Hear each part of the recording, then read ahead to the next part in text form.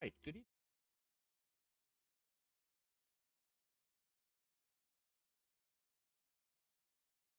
Very vital about tonight, talking about balancing. So let me know if things sound weird or better.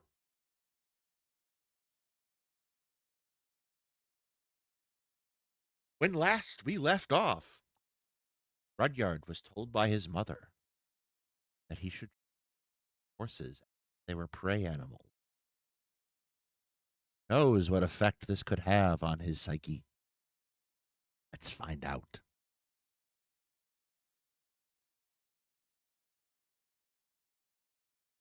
The move to Philadelphia was one of the most instrumental turning points of my life. My father still lived out in the exurbs, and so I would commute between both. I moved from a completely car-dependent society to one that was one of the most walkable places in America. Philly has such a warm place in my heart, and it has a bad reputation for obvious reasons, given it's the poorest and most crime-filled of America's top 10 largest cities, but it has wonderful culture, architecture, it's affordable, historic, and walkable. I'm a walker by nature, and I would walk across downtown Philly from Camden to UPenn as a way to clear my head.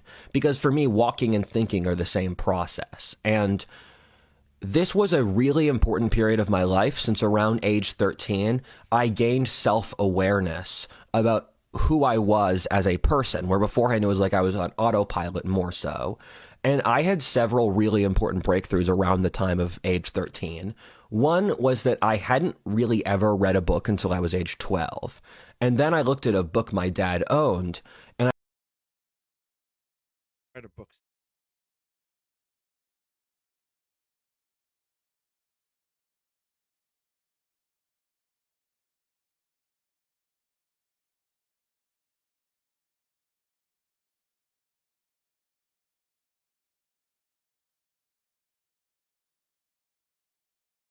realized, wait, if I'm physically capable of reading a single page of this book, that means because it's a repeated task, I could read 1,000 pages easily. Because if I can read a single page, I can do the task on repeat since I know how to do it. And that was the book. All right, how about now? Can you hear me now?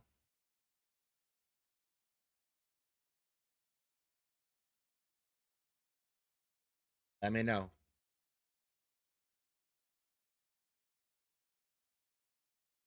Okay, Excellent. This has a volume button. Book of Swords by Fred Saberhagen, and I have, starting at age 14, read 70 to 80,000 pages a year and around 80 books a year, and I've maintained that consistently. Let's assume for a moment this is true. It's not true, because that's not how reading works. But let's assume for a moment. Reading for comprehension requires one be able, and it just doesn't make any sense. Reading for comprehension limits the amount of actual work actually work. You have to do all these things that like make people successful as students. Kind of what's required to do. This isn't 200 pages. Not any head. You can flip through 2 pages and I could pull a book off the shelf and do that. But you can't read pages a day and retain the information. For over a decade, and there has nearly never been a day where I have not read in the last decade. And by the time I started high school, I could draw every country and every year of human history off the top of my head. I would have events at my school where people would yell countries at me on a whiteboard and I'd draw them and I'd see how many I could draw in 2 minutes. And I started this channel on my 13th birthday, where I stopped playing video games when I became a teenager and I got into alternate history as my hobby. And I would spend a lot of time on alternate history forums where I just didn't think they were that good, if I'm honest. The alternate history community is kind of amateur because it's probably lots of people. Well, the alternate history community is amateur, definitionally.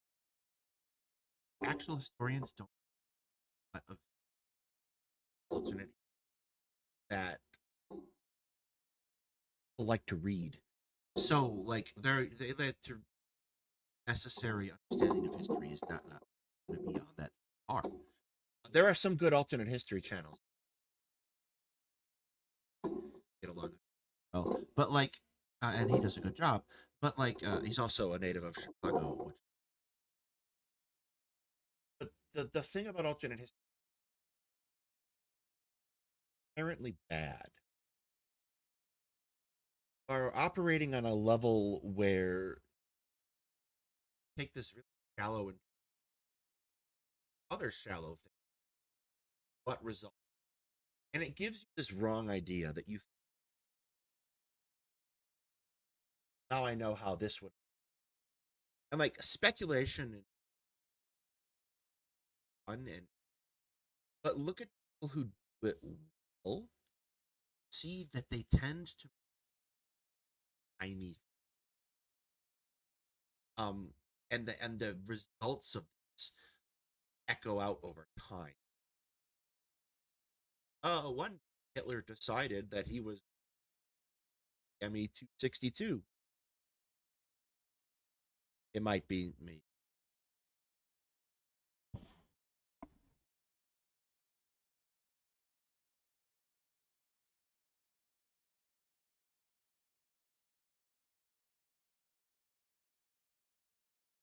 Let's turn this up again.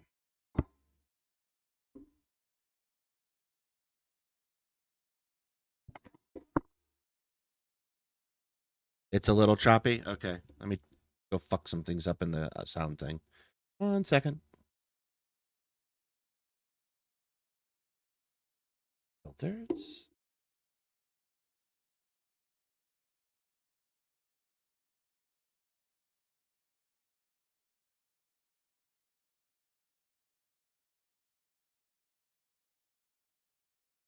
Yeah, sorry. Again, it's a new microphone. It sounds decent on this end, but not decent elsewhere. I will fix it. It might take a little bit. Just yell at me intermittently. Anyway, they pick this event and they then extrapolate huge things from it. Alternate history is interesting when it's done small.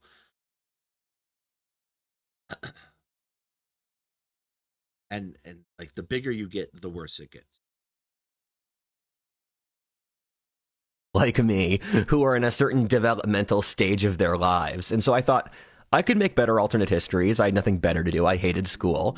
And so I tried to make a alternate history wiki account, and that was too difficult with the account process they have. So I started making a alternate history YouTube channel, and I was really inspired by the book series Time Riders, which is a young adult sci-fi alternate history series. And Cody from Alternate History Hub was my biggest inspiration, and I wanted to make a channel like Alternate History Hub as a teenager. And yeah, but Alternate History Hub has animations, and like sometimes does fiction. Although, in your defense, Rudyard, you always do fiction. for the first 7 years, I made alternate history content. You can scroll through the old channel. It's stuff like what if the South won the Civil War? What if the dinosaurs never went extinct? And keep in mind, for the first 5 years of my channel, I had less than 500 subscribers total. I literally bought the microphone I used for the channel with money I made from the channel 5 years in. You can tell that because the mic quality sucked. It was a meme for commenters on my channel for the longest time. And I was obsessed with this. Oh, what a leftist you would have been with that leftist audio. I would literally work on Christmas to avoid my family and just making content for the channel. And I read 40 books in alternate history when I was a teenager because I was bored and it was my thing. And I think people have... So the guy who could read 200 books a year or 80 books a year only managed to read 40 books in alternate history throughout his entire teenage existence. Bear in mind that his teenage existence was like yesterday because he's 23. Have commented upon alternate history's effect on my current philosophic views because alternate history assesses the world in a probabilistic manner based on causation, and that's instrumental in my worldview. I think alternate history, my dad's background in banking analysis, and strategy video games are three really important influences in how I think, which look at basically causation and strategic decision making. When I moved from Chester County to Philly, I moved from a majority conservative area to a... So once again, I will bring up that I like strategy games, but the thing about strategy games, and games in general, is that games are systems. They are designed to set you a set of rules with which you operate inside of that are not necessarily reflective of reality, but reflective of the thing that the game wants you to understand. So, for example, it would be insane to say, well, I've played 700 hours of Stardew Valley, therefore I am qualified to be a farmer. Farming is hard. The land grant university system in the United States was set up with the specific intention of teaching people how to be better at agriculture. Not only is farming backbreaking work, but it is difficult to do. It requires know-how, and it requires the understanding of science and engineering to a certain degree to be able to farm effectively. The game Stardew Valley lets you pretend to be a farmer. It doesn't make you a farmer. Hearts of Iron lets you pretend to be, well, it's a little weird what Hearts of Iron lets you pretend to be. You're basically an omnipotent nation thing. But it doesn't make you necessarily to have a better understanding of World War II history. Games are systems. They're designed to let you play within the confines of the game designer's ideas about what a thing is. They necessarily filter that information through it. This is not the thing upon which you base a worldview. Strategy extends beyond this kind of realm into a position where you understand not only systems, but how to ignore systems. And what do I mean by this? So you have this situation, and I think it's really interesting that the American Republican Party. The American Republican Party understands that they must speak to the systems of the United States and its Constitution in order to have legitimacy, but they also understand that they should ignore those systems. So the Republican Party spent the last 4 years ruthlessly prosecuting Hunter Biden, or attempting to get Hunter Biden prosecuted, rather, on the grounds that despite the fact that he was a private citizen, the public nature of his father meant that his actions had special weight. By the same token, they ignored this system when it came time to release the ethics report on Matt Gaetz. You understand these things kind of like intuitively that the Republicans are not necessarily playing by the rules. They're demonstrating some hypocrisy. Games aren't really like this. They operate fundamentally based around them, and breaking those rules breaks the game. And that's something that some people like to do, right? They like to break a game, but then you're no longer playing the game so much as you're working around the system. So, like, the degree to which this reflects real life is dangerous to take on board. A very left-wing area. I went from a society that seems pretty close to John Hughes or The Simpsons' stereotypical America from decades ago, which I just assumed was how America was. In Philly, our elite are WASPs, and so I assumed that that was the ruling class structure across America, and that America was still the way it was in the 20th century. And I was so shocked to see the World Economic Forum types because I just didn't think they existed. It was a crazy wake-up call when I became an adult traveling around the country how backwards Philly is compared to other places. And I jumped from a 3 out of 10 wokeness to an 8 out of 10 wokeness. The small private Christian high school I went But how many communist tuna is that level of wokeness?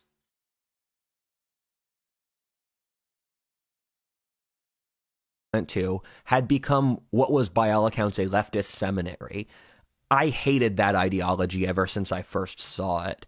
Teachers would openly say in class that there were too many white men in science and academia. Of all the things that never happened, that never happened the most.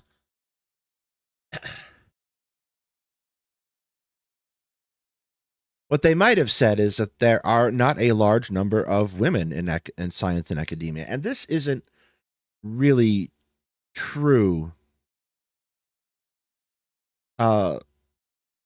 Being perfectly frank. For instance, in history, for example, the field is virtually half women. In academia, the women are underrepresented in the sciences, absolutely, but they're becoming more represented. And like, this doesn't mean that there are too many white men. This just means that there isn't enough representation. So like, maybe someone said something to the effect of women are underrepresented, and Rudyard decided to interpret this as an attack upon women, but this was not in and of itself probably what was said. Like, everyone clapped afterwards. And I was forced to go through what amounts to constant humiliation rituals in school as a white male. I read 1984 as a teenager and knew... What were those rituals?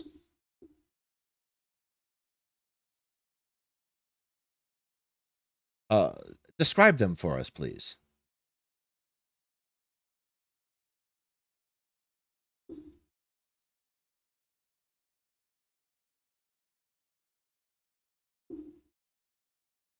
That the ideology I saw in school was the exact same ideology as that dominated 1984.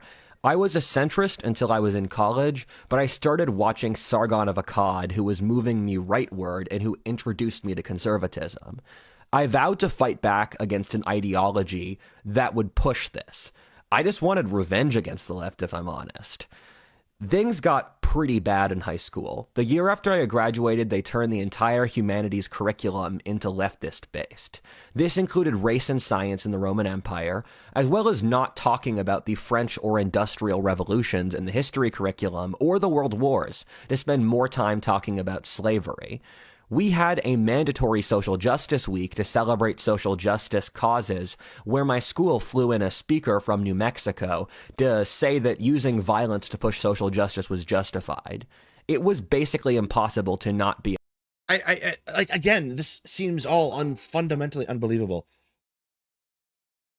American schools have, for a very long time, had a policy of zero tolerance about violence, fun, like all the time. I have a really hard time believing that any school is going to like is any school going to bring in someone saying who explicitly says we should be violent against everyone? This has got to be Rudyard's tuna dad again, going fucking commies in your school talking about things like slavery. Speaking of tuna kami, I have asked and you have answered. Behold the Stalin tuna.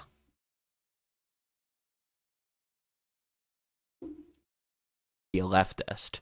For example, we were allowed to skip class to go to an anti-gun protest. I was the only person in my class who didn't, and when people asked me why, I said it felt like an emotionally charged topic. And my school, for example, had a 3-year history award. I never won the history award, I suspect because I wasn't left-wing. You probably never won the history award because, and bear with me here for a minute, Rudyard, you are absolute shit at history.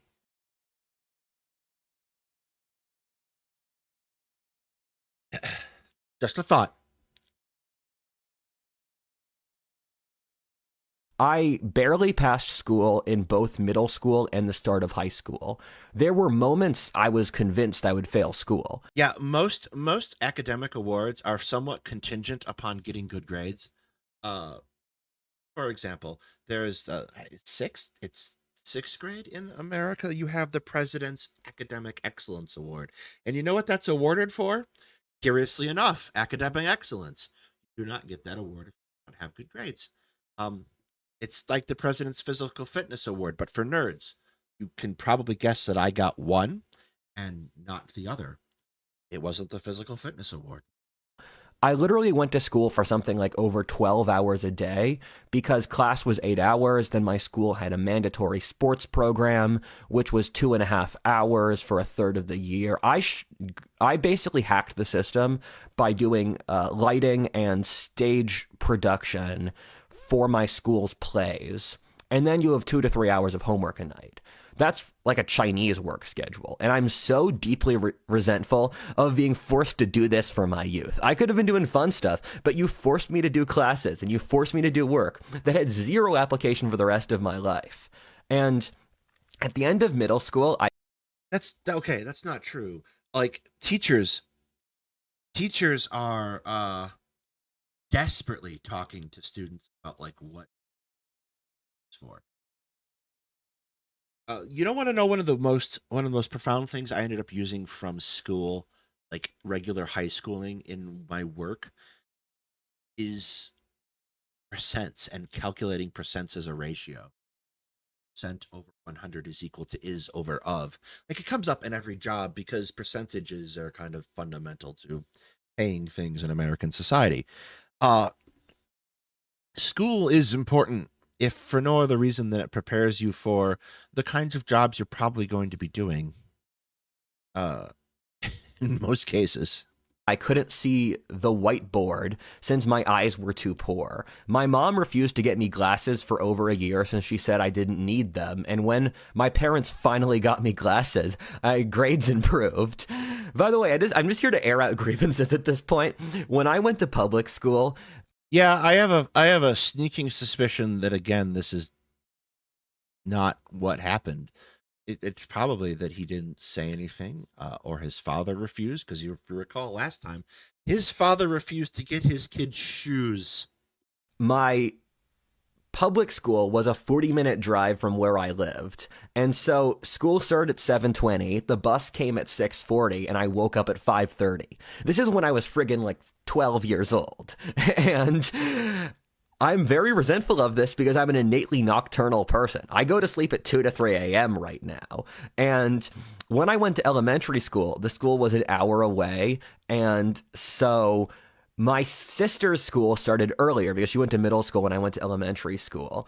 And so I would sit in the school parking lot for an hour playing video games until the school started. And I'm still very resentful about having to wake up early. There was zero reason you had to do this. You could have started school at 10 a.m. Nothing would have changed. I don't care about your sports program. It doesn't matter. Okay, but this is a thing that all school children go. I got up early in high school for an extra class. There was a special bus and everything for weird kids who took extra classes. Hey, Yelligan. Uh, uh, like this is not an unusual thing. Like to resent this is to resent the basic existence that every other American school child went through. And as we go through this, you will see that Whatifalthist considers himself very special. And he's not, but he thinks he is. And one of the things my high school did really well was it hired eccentric teachers, which let students be creative. When I was in high school, I made an independent study where I wrote a 250-page screenplay about the fall of Rome that followed 4 families around the Battle of Adrianople. I was in computer science class with a teacher who was a video game designer, and we had to make video games in computer science class.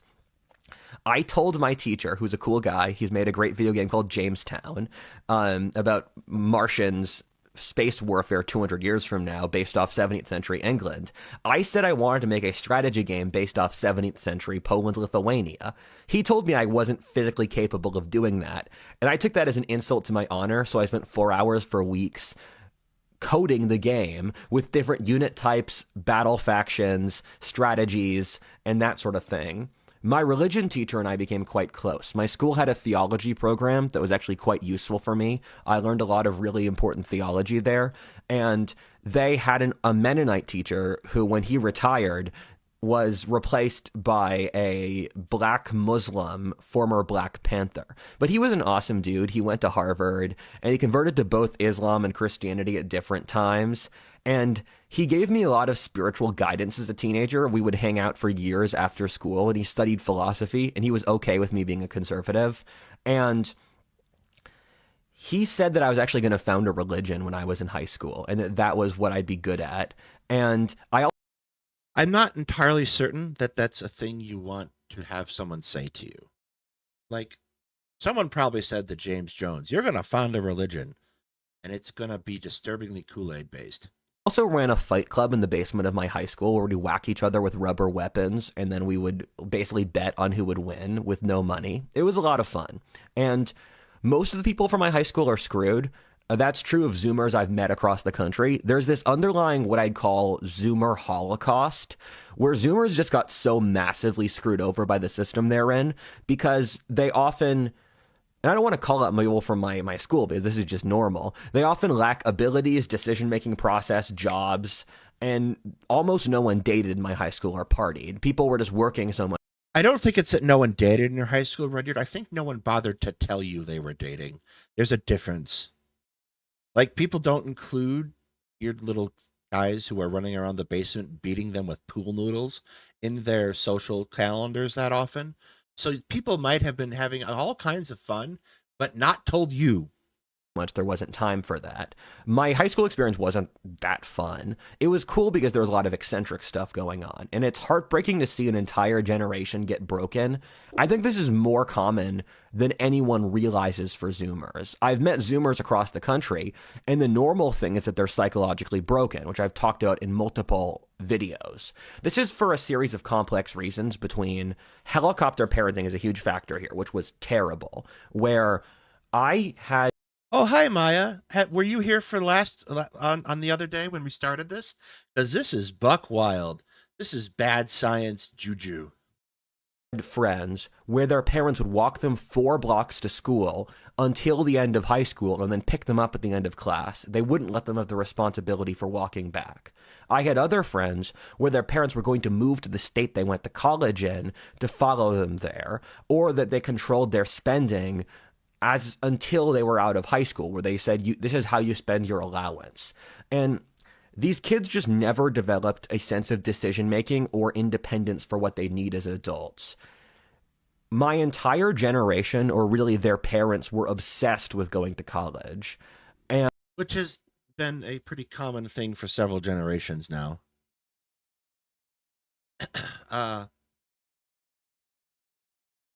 Guess what?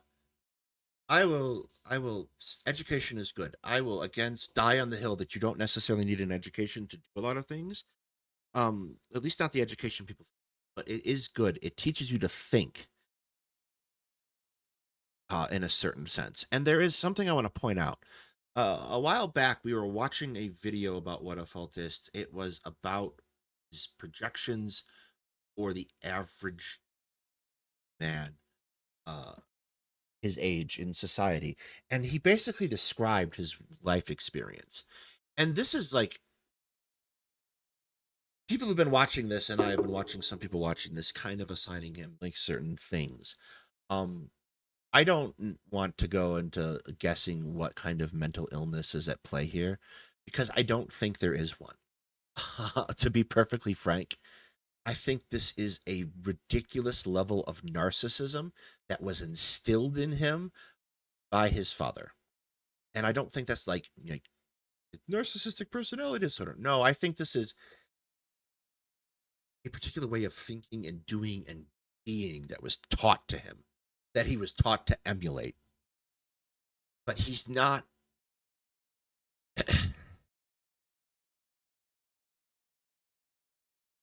He's not in a position to know Zoomers across the country. It's a massive cohort. Also a silly thing, but that's beside the point.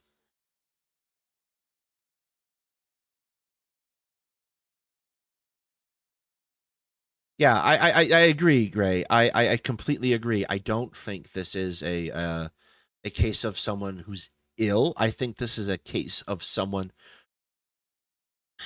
and I said this very specifically in part one about the poem, Philip Larkin's poem, This Be the Verse. They fuck you up, your mom and dad. There are a lot of traumatic things that can be done to you that do not necessarily result in quote unquote mental illness. Um, there are a lot of like, there's a particular set of ideas, and I see it very strongly in a lot of like people my age or a little bit older, where their parents have this kind of brutalist outlook on life that can clearly hear what a faultist espousing. And this is not an outlook I see in parents my age. The people I went to high school with and college with would become parents have a much better sense of how to nurture kids. And I think this is very collectively a cohort of therapists who have gone through our generations and uh, put this into perspective for a lot of us. Don't be your parents. Um, be the one that chooses to end the cycle. And it's very clear to me that Whatifalthist felt small as a child, right? And this video, like I've gone through all 10 and a half hours now. God help me.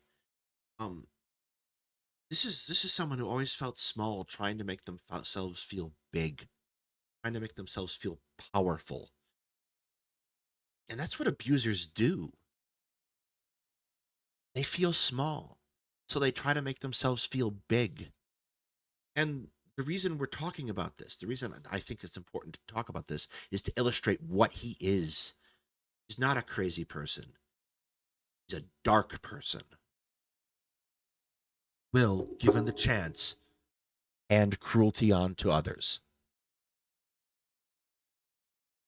And for example, I remember there was a girl in my class who had an hour free for senior year after she did her college applications, and she burst into tears because this was the first hour free she had gotten in years, and she felt so horrible. She felt she didn't know how to handle having a single hour free, so she was crying in the hallway. And it was stuff like that. It's just my generation's been screwed, and I'm sorry. Uh, or bear with me. Perhaps the thought of applying for colleges is stressful because you're putting yourself out there in a very personal way. Oftentimes it's like you're coming to college from high school. That's everything you are being thrown into a packet and mailed off to people so that they can evaluate you and decide whether or not you're worthy of their school. That's like a huge fucking deal. That might be emotionally traumatizing for some people on a certain level, because it's it is the totality of your existence, and you've just summed it up in like a couple dozen pages of paperwork. strangers. And parents would talk about getting into college when I was in third grade. This was completely deranged, and the entire system forced that down my throat, and none of it worked. Your college doesn't matter anymore. I met lots of people from Harvard, and they're still screwed. Just be a useful person with useful skills. It's more important to churn out a person who could actually live the world than it is to get someone who gets into, I don't know, UPenn. Growing up, everyone wanted to get into UPenn. That was like their entire life aspirations. But here's the thing. Your college education will directly impact your financial situation, impacts your ability to live the world.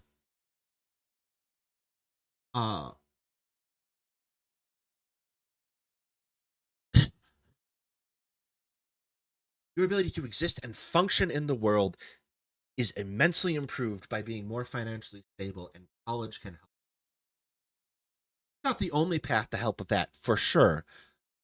Trade school is good too. Like, you can make a lot of money on trades. And by the way, in case people don't know, you can apply for loans, college loans for trade school. You can get scholarships for trade school. Significantly less expensive than college as well. Your ability to function in the world depends heavily on schooling. Yep, I didn't get this one school I cared about. It was devastating. Okay, story time. So when I went to school right after college, there was a girl across the hall from me. It's great. We still talk. Wanted to get into University of Chicago, but had not gotten to. And she was very upset about this. She taped her rejection letter to the wall.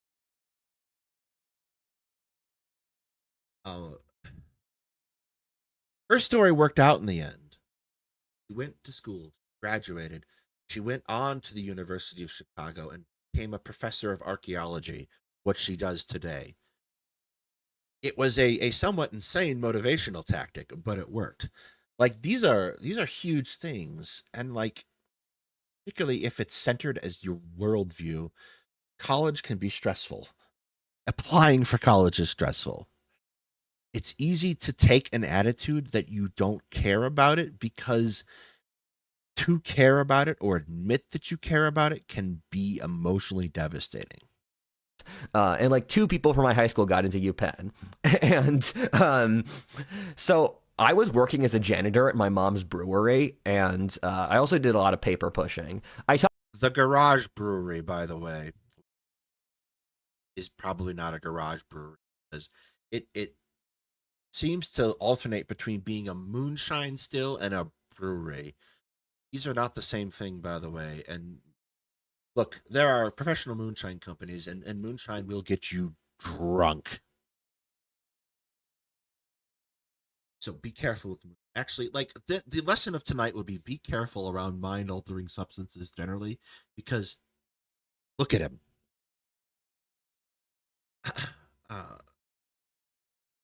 Yeah, like, it might be he was just sweeping up the garage and he didn't understand what the things were. And like, oh, this copper pipe, it's a brewery. Talked to the other employees, and I basically realized the job market was fucked because they would constantly complain about.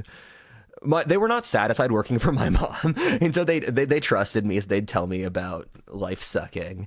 And I could see how desperate people were in the jobs market. So I basically made a rationalistic calculation that the only way I could succeed as an adult was by being an entrepreneur, because I couldn't develop in the system that had ruled society through the bureaucracy, because I knew the bureaucracy hated me, and I knew that I just assumed I was going to work a minimum wage job because I didn't know what else I was going to do. There were no opportunities around me. Like, I don't know what other people's lives are. Do people like, I don't even know what it looks like to have.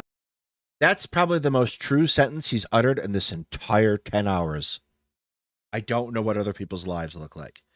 7 years ago. Let's see. It was 16, 7 years ago. Today is 2024. I'm not special, I swear. 2017. The jobs market was pretty good in 2017. I was getting job offers on top of job offers. Like, I had a good job and I was still getting job offers. The jobs market was fantastic, and I don't have like a particularly great set of skills, so I don't know what the fuck he's talking about. Have opportunity out of college. I don't fucking know, dude. Yeah, but I remember I couldn't sleep at night. I suffered insomnia in high school. I remember staring at the ceiling, thinking of various schemes so I could be an entrepreneur, because I knew there was a limited window before society fell apart where I had to become successful entrepreneur in that limited window. Yeah, but the problem with this is that your success as an entrepreneur is dependent upon the stability of society. You're not going to go to South Sudan right now and open up a coffee shop and expect to succeed without getting shot. You're not going to wander into the middle of North Gaza and go, I'm going to sell cantaloupes and have it work out.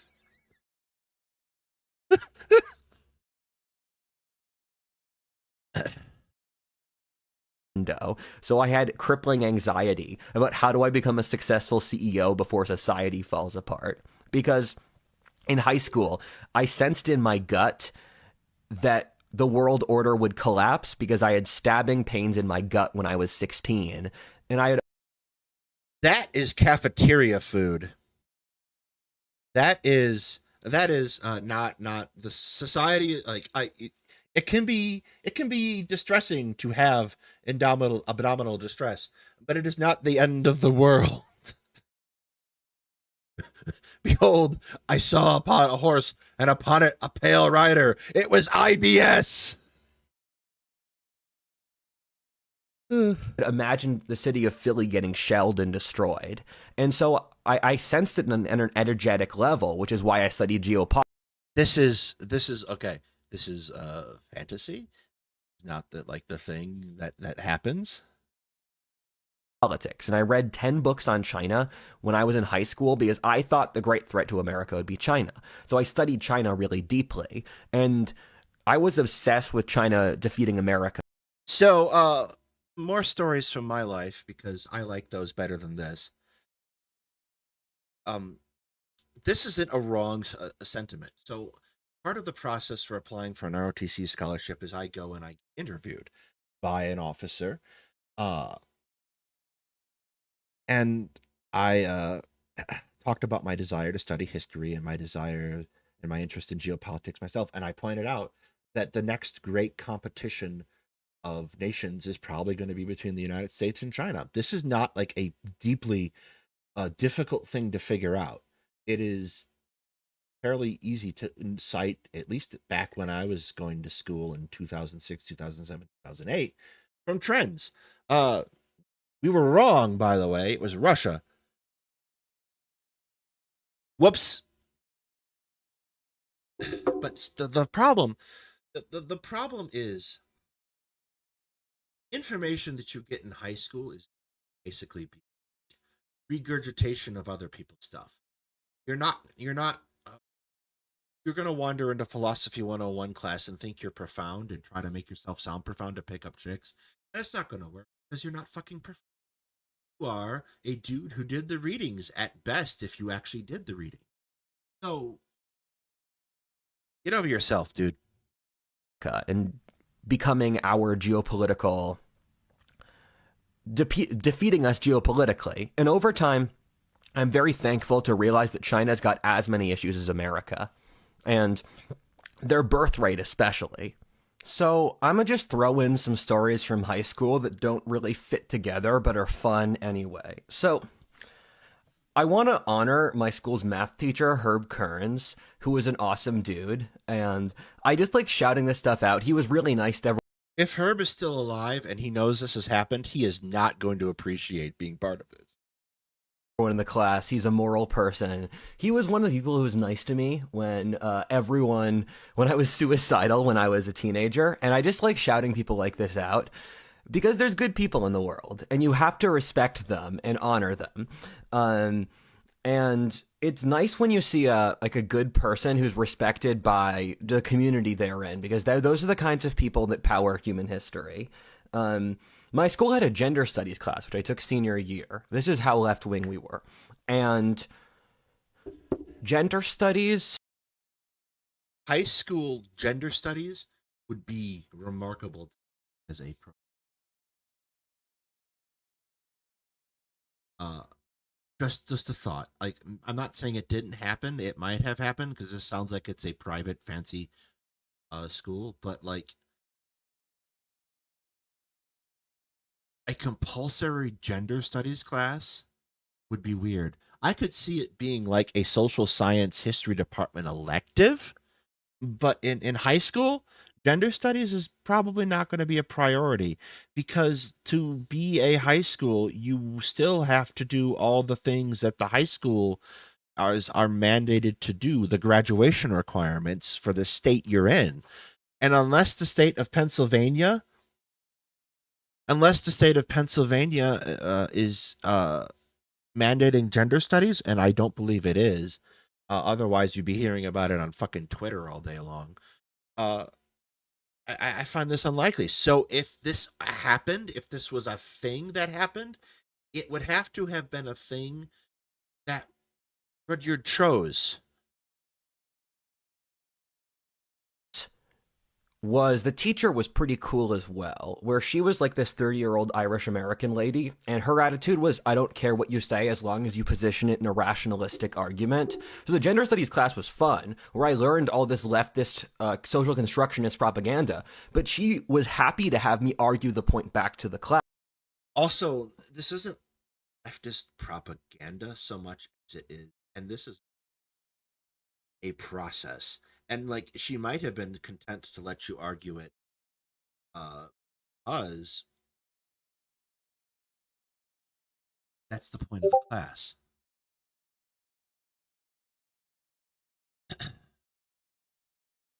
So maybe not. And here's the thing, like, a lot of times you'll find these claiming, I was kicked off by these leftist professors. And like, you will find, and I did this in college, you will find that professors and your instructors are pretty tolerant of different viewpoints as long as you're respectful. But if you start running around, we did the screenshotted tweets last time. They're all there. They're all up on the stream from last time. You start running around and you're disrespectful or cruel to your fellow students and their beliefs, you're going to get shut down. And this is the kind of thing where you see a lot of people say, and this is not just a conservative thing. You see a lot of people say, well, I said this and they oppressed my freedom of speech. And the reality is that this person was abrasive and cruel and rude, and they were rightly socially punished for it. So this is like a different thing. Like, for example, I only had to take one cycle of English because I took the AP English class. I took both English tests my senior year. I got a 5 on one and a 3 on another. And like, APs are kind of a scam. If you don't get a perfect score, you don't get the credit, basically. So I didn't have to take one English cycle, and I sauntered right into another. And the English class was a class based around readings on hip hop culture.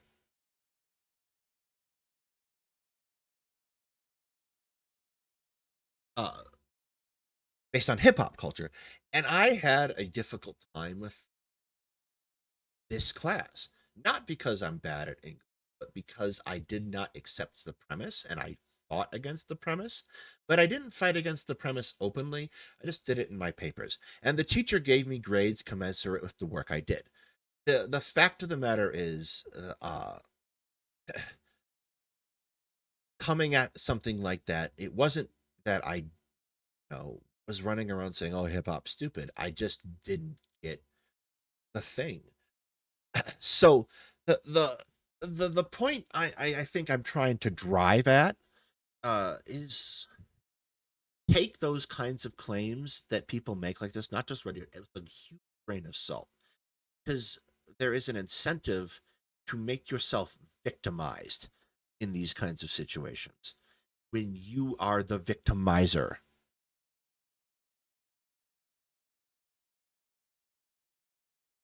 Well, first of all, I'm sorry that that happened to you. Second of all, I would point out uh, college administrations are notoriously bad about safety unless law enforcement gets, and it's a subject. Class, because she said me arguing against the point forced the class to get their arguments better. And so for my final essay for it, I wrote about why I thought we shouldn't. Which is true. Opposition, particularly bad opposition, can shore up commonplace arguments. I should probably take more debates on this channel. Like, I know Lucy just did the guy who said conscription is slavery, and I listened to parts of it and I just head desk because this guy was an idiot. But I should do that if only because it helps you shore up your beliefs. Have gender relativity, and she gave me a 99%. I got a 99% in my gender studies class. My best You sound so proud. friend was a Chinese American guy from Shandong, and my school system was they took in about a third of our class were Chinese students from abroad, which were going to American school so that they could go to an American high school, so an American college could process them as we know that they have this level of quality. Because it's very important, because otherwise American colleges cannot assess the level of a Chinese high school. So I don't think that's the case. I will ask.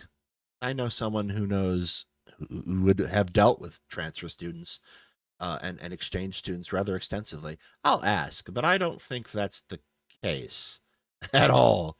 I know plenty of people who went to college who were from other countries who never spent time in an American high school. So, no.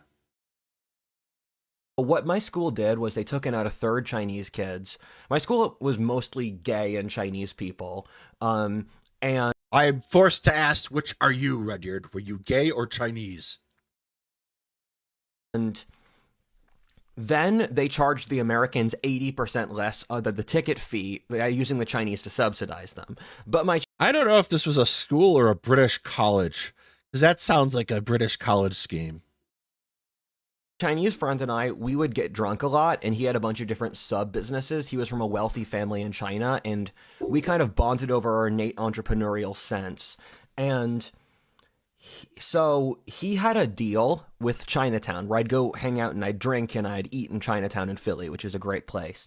And he would translate for Chinese businesses as his job. So he'd go to Chinatown and then he'd... I'm confused as to why a rich high schooler has a job. Most of the rich kids I knew in high school did not work. Some rich ones.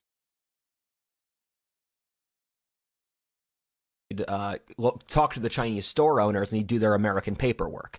And in exchange for that, there was a liquor store where they let us buy alcohol underaged for 1/3 the ticket price. And we would get, they didn't speak English, so for local. Not only did they let them buy alcohol underage, they let them buy it at a ridiculous discount that probably didn't cover the tax stamps on the alcohol. This seems unlikely. I bet you there's some poor Chinese American worker, convenience store owner in Chinatown who viciously remembers this little dweeb in glasses coming and stealing his liquor. This guy going, "I'll give you a can of tuna." Dun dun dun. Which is what we drink, which I'd never drink that now. It tastes terrible. They'd call it Forelock. So we would just get cans of Forelock and then hang out at his apartment and just get plastered together. And that's what I did through senior year. And my friend and I, we were the ones who threw after prom. And I remember seeing everyone from my high school get blackout drunk for the first time. Really? After prom was after prom? What an excellent sense of causation you have, Rudyard. And they started talking about relationship drama, and we're thinking at the time, I'm too polite to tell you this, but I do not care about your crush. And my Chinese friend and I, we stayed... Wait, okay, hang on a second. Let's stop for a moment, because we must address this. Rudyard's high school was full of people who did not date. However, by senior prom, they all had relationship trauma from not dating.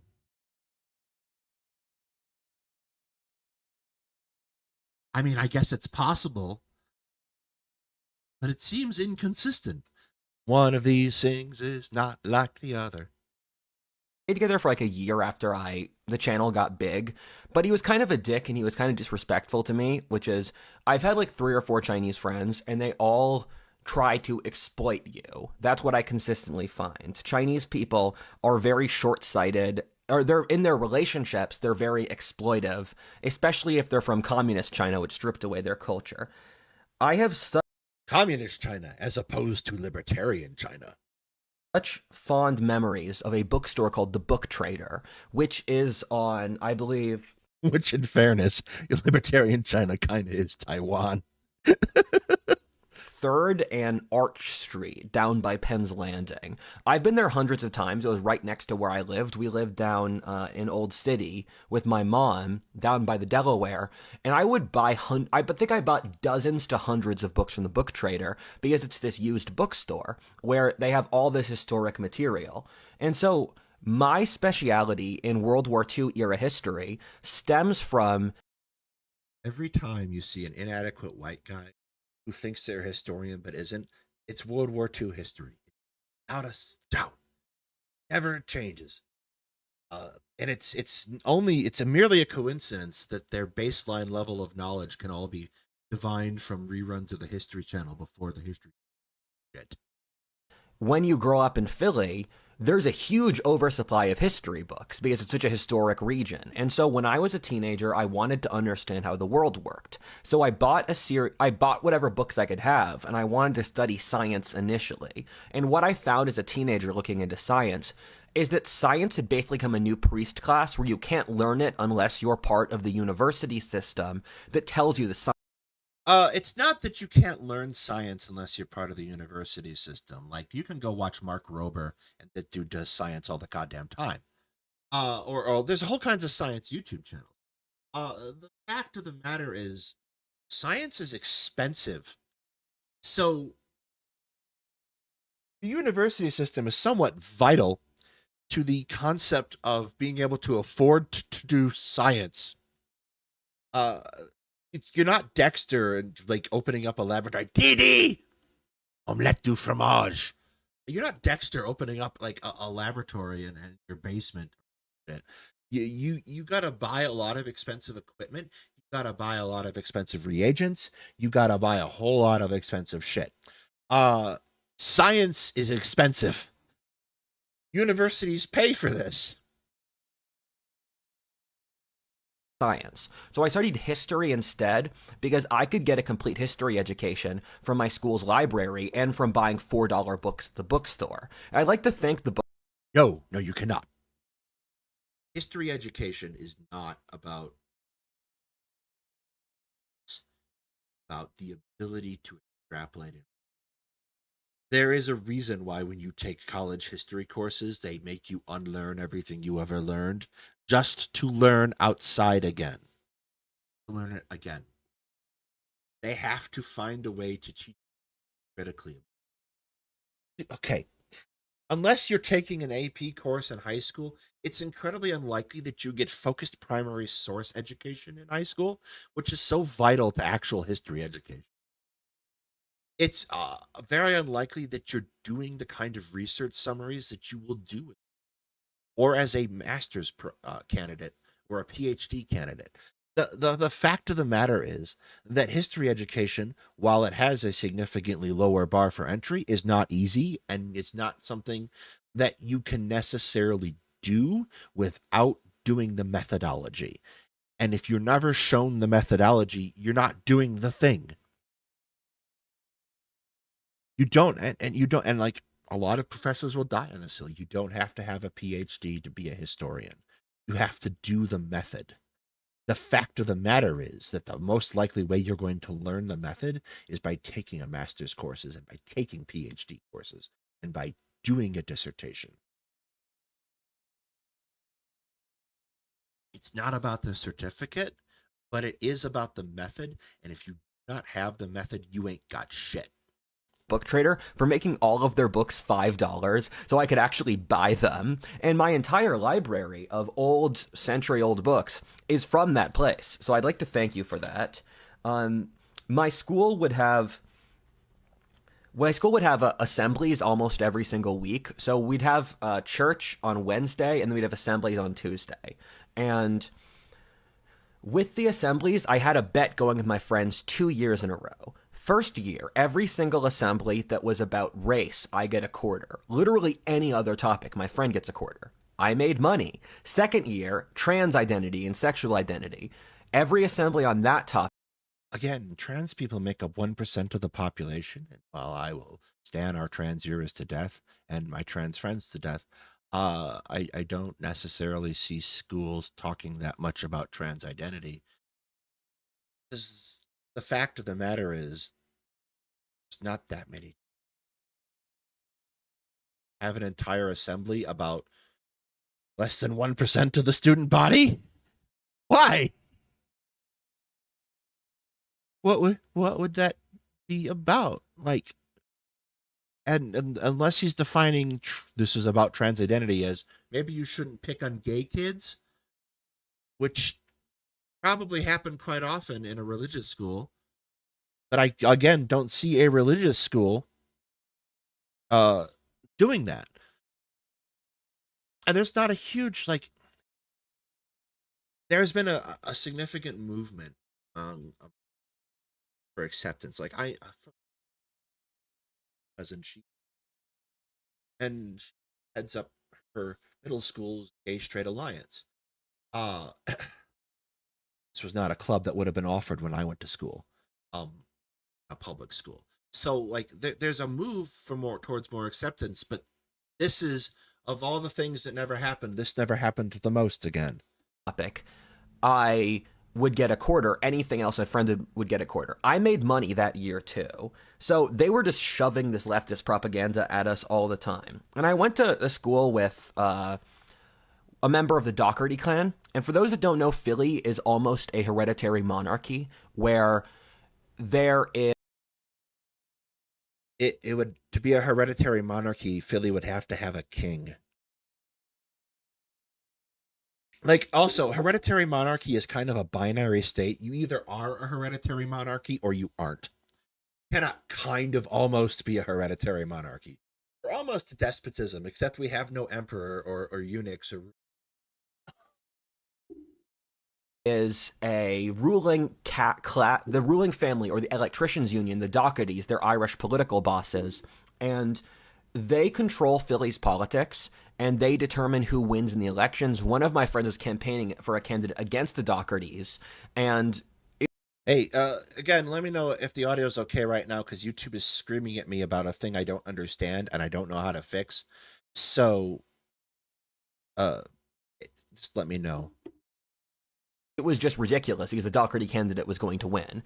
And of the top 10 donors to the Democratic Party, the only union is the Electricians Union of Philadelphia in the top 10 donors. The only city is the city of Philadelphia. So the Dohertys control Philly. They have thugs beat up their opponents, they hold on to power, while Philly has gone into decline due to the socialist policies they push and deindustrialization. And the central... What socialist, like, someone's got to let me know. Is Philly like a socialist haven or some shit? Like, I hear people say this all the time, and obviously Rudyard doesn't know what socialism is. He's demonstrated that quite clearly over the. But what socialist policies has Philly pushed? Centralized government doesn't call them out because they are the top donors of the Democratic Party.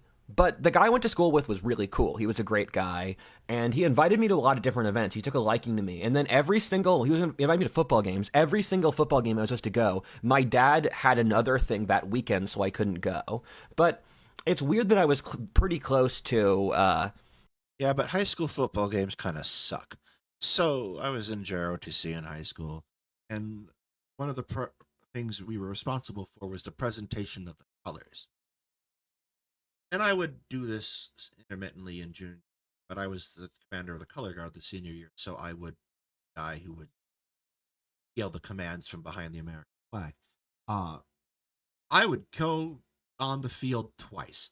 Once I would walk on a couple minutes before, about 30 minutes before the game started, hand them the sheet, hand the announcers the sheet they needed for when we had to do our thing, walk off. We'd come on, represent the colors, and then I'd leave.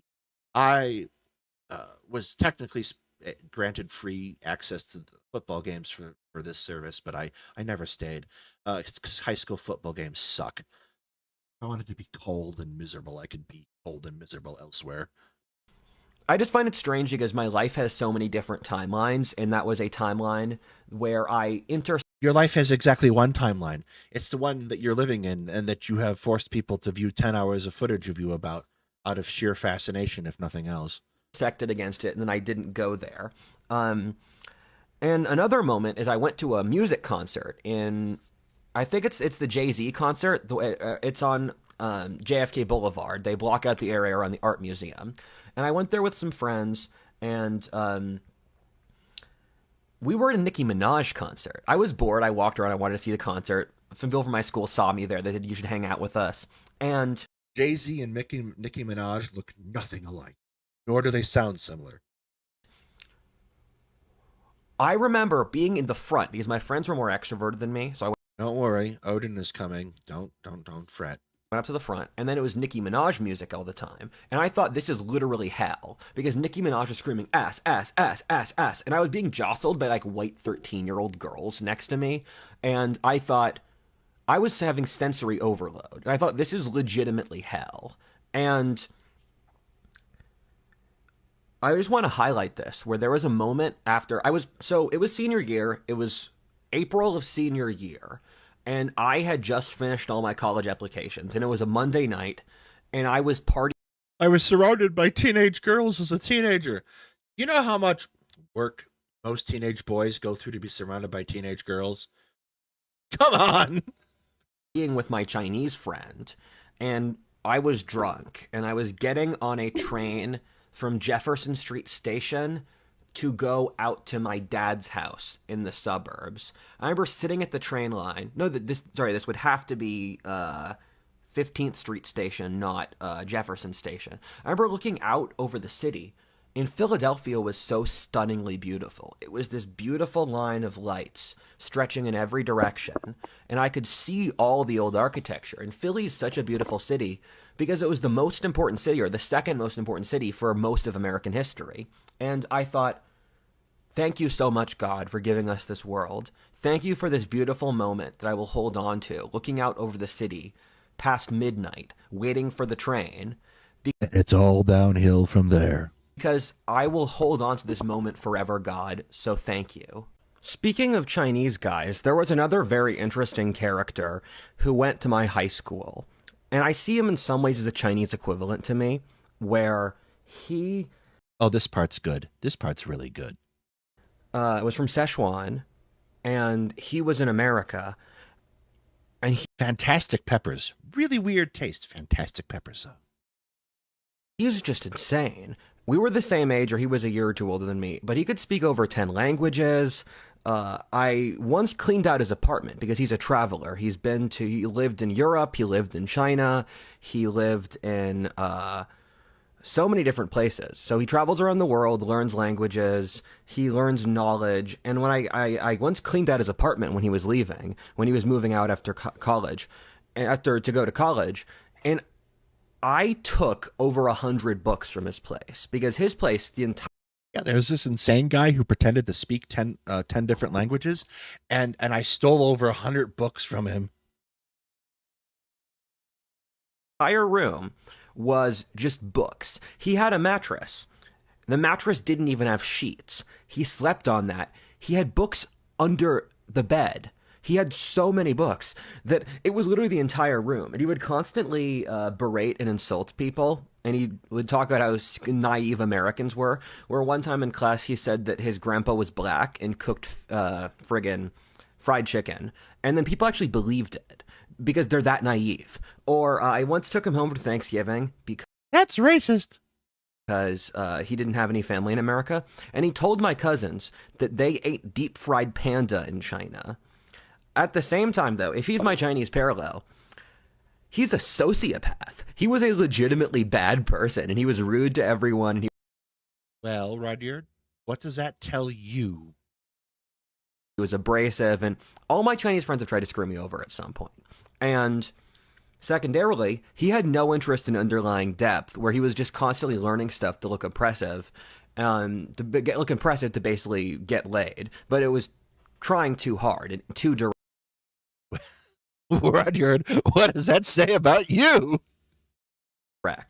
And so he would just learn different topics. He had 1,000 books, and he read little bits of them, but he was unable to gain knowledge. First of all, if you have mastered 10 languages, which I highly doubt, there are lots of different ways to fake language. If you've mastered 10 languages, you actually have a fairly in-depth cultural understanding of a number of different cultures that kind of like belie the idea that you don't learn to gain knowledge. So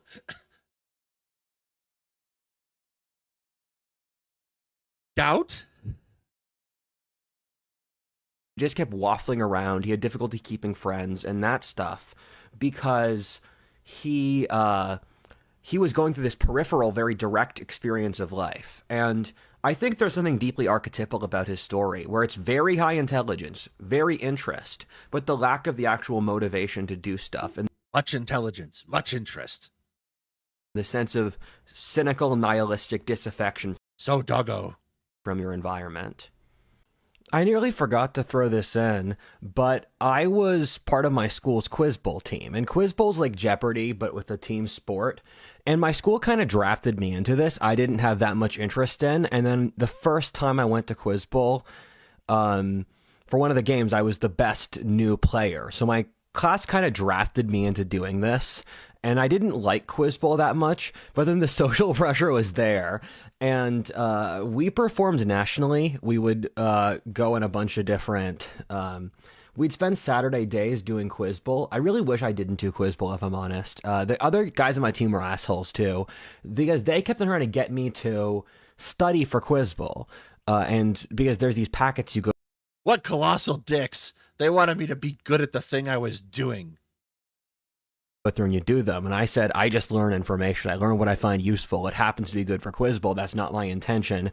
I derive no positional advantage for studying for Quiz Bowl, which made the other guys in my team really resentful against me. I scored one of the top 10 best players in the country at one point, though. That was fun. Oh, no, sorry, best 10 players in the state. I apologize, difference. My life has so many subplots that I forget subplots to the main story, and then I forget subplots which are part of those subplots in turn. So... Guys, I just learn information. That's... Okay. I guess that's tautologically correct. When I was doing Quiz Bowl, I formed a cult around the god Crom. I did this because I was bored before a match, and I started praying to Crom so that we could crush our enemies, the other team. And then it worked. We kept praying to Crom, kept praying to Prom. Stalin Tuna does not approve. We kept praying to Crom, and we kept winning. And then I formed a religious cult in the Quiz Bowl team where I had like a hat, and we had an idol that we would worship. It was fun. And, Crom is... I got it from the Conan the Barbarian story, where the Cimmerians are proto-Celts in the Conan books. The Conan books are super fun. You should read them. They were written by Robert E. Howard, a native Texan. And so Crom is the Irish version of Odin, and he is a fertility god, and he's also a god of magic and wizardry, and he's considered a good god. Crom is working overtime, Crom isn't he? is also the god behind Halloween. And then we started losing a few games, and the coach of our team, the guy who had appointed himself leader of our Quiz Bowl team, he said we had to stop worshiping Crom because it wasn't increasing engagement. My mother was born in Canada and is a Canadian citizen. So I'm not overly familiar with the lore of Conan the Barbarian. But I'm reading this here, and apparently Crom is a god of doom and gloomy savage god who lives in a mountain and sends forth doom and death. I'm suddenly picturing a bunch of really weird white boys, like Yellow Jackets style, howling in the woods, worshiping Crom before Quiz Bowl. My family on my mom's side have been Americans since the Mayflower, and the reason she was born in Canada is That's impressive when you consider that the Mayflower landed in like 1620, well before there was an America. You could make I guess, a fundamental argument for the existence of American identities as far back as King Philip's War, but no. because her parents were dodging the draft during the Vietnam War. And my mom saw getting me and my sister up to Canada as a way to get legal independence from my father. So she kept on forcing me to do it. And she kept on forcibly trying to get me and my sister to move to Canada multiple times as a legal way to control us. And my sister sided with all of this. Broadly speaking, your custodial parent typically does have legal control and responsibility for you. Anyway, just a thought. Became basically a puppet for my mom. My mom would bribe me and my sister when I was 10 to leave my father, and she said she'd give us more Christmas presents. And I told her no, and my sister said yes. So my sister stopped seeing my dad when I was like age 10 or 11, and I remember my dad, my sister, and I were supposed to go on vacation to Austria, and then my sister just didn't come on the vacation. So my dad and I didn't go to Austria, and my sister just said she refused to see my dad. And this was a big court issue, and this really broke my dad's heart because he loved my sister. And my sister believes all the conspiracy theories my mom said, that my dad is bands of thugs and he has malice and whatever, that crap. And my sister just Did your mother think your dad was Crom? did what my mom told her for the rest of my life. She moved up to Canada with her. She got a job in environmental science, which is my mom's obsession, was improving agriculture. And she became a lesbian because my mom would say growing up, marriage is slavery and a woman shouldn't get married. And I will pay Valda to not get married. And I think if marriage is slavery, you made quite a lot of money being a slave and your conditions are pretty good. And my mom would get us to spend summers in Canada, and I hated them since she abused me so much. She was in a constant psychological psyop where she would constantly say that I was going to move to Canada and I was going to live there, and the courts would side with her. She would just psyop me 12 hours a day. It was ridiculous. I hated her so much. I started fighting with my mom over this, and I would argue with her every single day. This is the person who only let you play an hour of video games a day, and this is the person you don't. I understand why. I didn't like having video game restrictions as a kid, but here we are. It didn't make me become a Nazi. I got off on insulting her, and I would literally start fights with her Phrasing, Rudyard, phrasing. On purpose to vent my hatred of her. My mom unironically tried to send me to Canadian military boarding school, and I refused to go with my mom for Canada. All right, I'm just going to throw out probably a controversial opinion in these circles. Military school would have saved this man's life. Full stop. Totally. Even if it was the Canadian military. For one summer, I just stayed with my dad, and then my mom sued me. Or she sued my father because you can't sue a child, but she was saying my dad was conspiring with me to break. Not with that attitude, you can't. The contract she made. And so the court sided with me in the legal case, and they gave me control of my own custody when I was like 14. My mom basically gave up at that point. What? Oh. Why would they do that? How do you give a child their own custody? Like I can see getting emancipated at 16, 17 when you can hold a job, although your ability to hold a job that provides for yourself at 16, 17 is probably really limited. I also don't know where this, like, I was forced to become Canadian. It kind of sounds like you were in high school in Philadelphia, which is decidedly not Canada. And you were on summer vacations in Canada, probably because you had family there. Uh, my family's Canadian. We don't talk about that much. Actually, well, sort of, kind of. I have family members who moved from Canada to the United States into Michigan, where they set up a cabin on a lake. Lakes, actually. The lake's named for that branch of my family. I wonder if military school could have saved Nick Fuentes. Nothing can save Nick Fuentes. And let me spend more time with my dad until he had near full custody by the time I graduated high school. Well, hang on. I was if you were given control of your custody, how is your dad given custody? Sentences make no sense. Suicidal when I was 14. My parents were forced to go into counseling by the Chester County court system. The counselors told me that I could tell them I was suicidal and that I could trust them because they were worried about my mental health and they wouldn't tell anyone else. They then told both of my parents and used it as a negotiating chip to force them to come to terms to end the counseling. And they betrayed me and lied to me. And my mom's reaction was that I was doing it for attention. Those treasonous counselors, they're in league with the communist tuna. Dun, dun, dun. I wasn't actually suicidal. And my dad's reaction was that, oh, Rudyard was suicidal in the past. It's fine now. I don't have to worry anymore. And this is once again another great indication of why I think his dad is probably the worst of the lot. Oh, God. I'm just so tired of this bullshit. And every night Me too, but you're going to go on for another 9 hours. Would put myself to sleep thinking of ways to kill myself. I would relax by thinking of ways to kill myself. And I had a 5-step plan, starting out with cutting my arm to feel like my life energy. Then I would jump off the Delaware Bridge, the bridge that's... Oh yeah, content warning.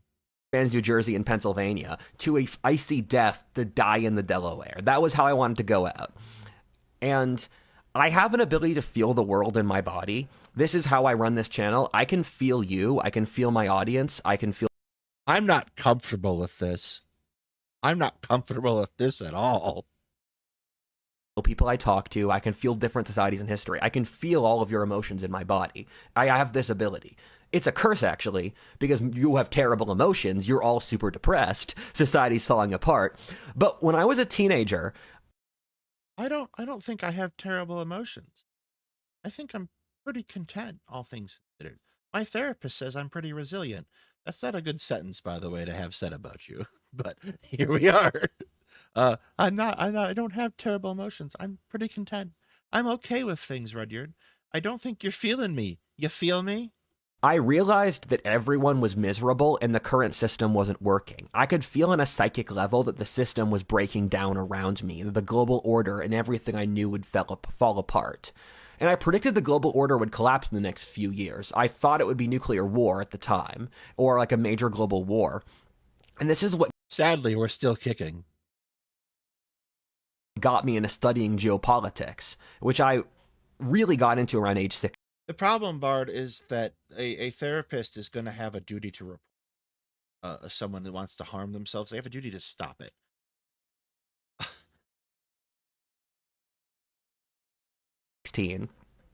I would go into crime-ridden ghettos like Camden and North Philly to see if I would die.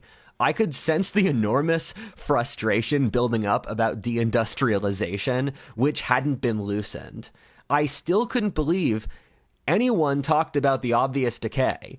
I would think about deindustrialization on a daily basis, and it's the most important part of my political formation. I just assumed it killed any chances I had for success. I never thought I'd amount to anything in high school, and I assumed I'd be working a minimum wage job.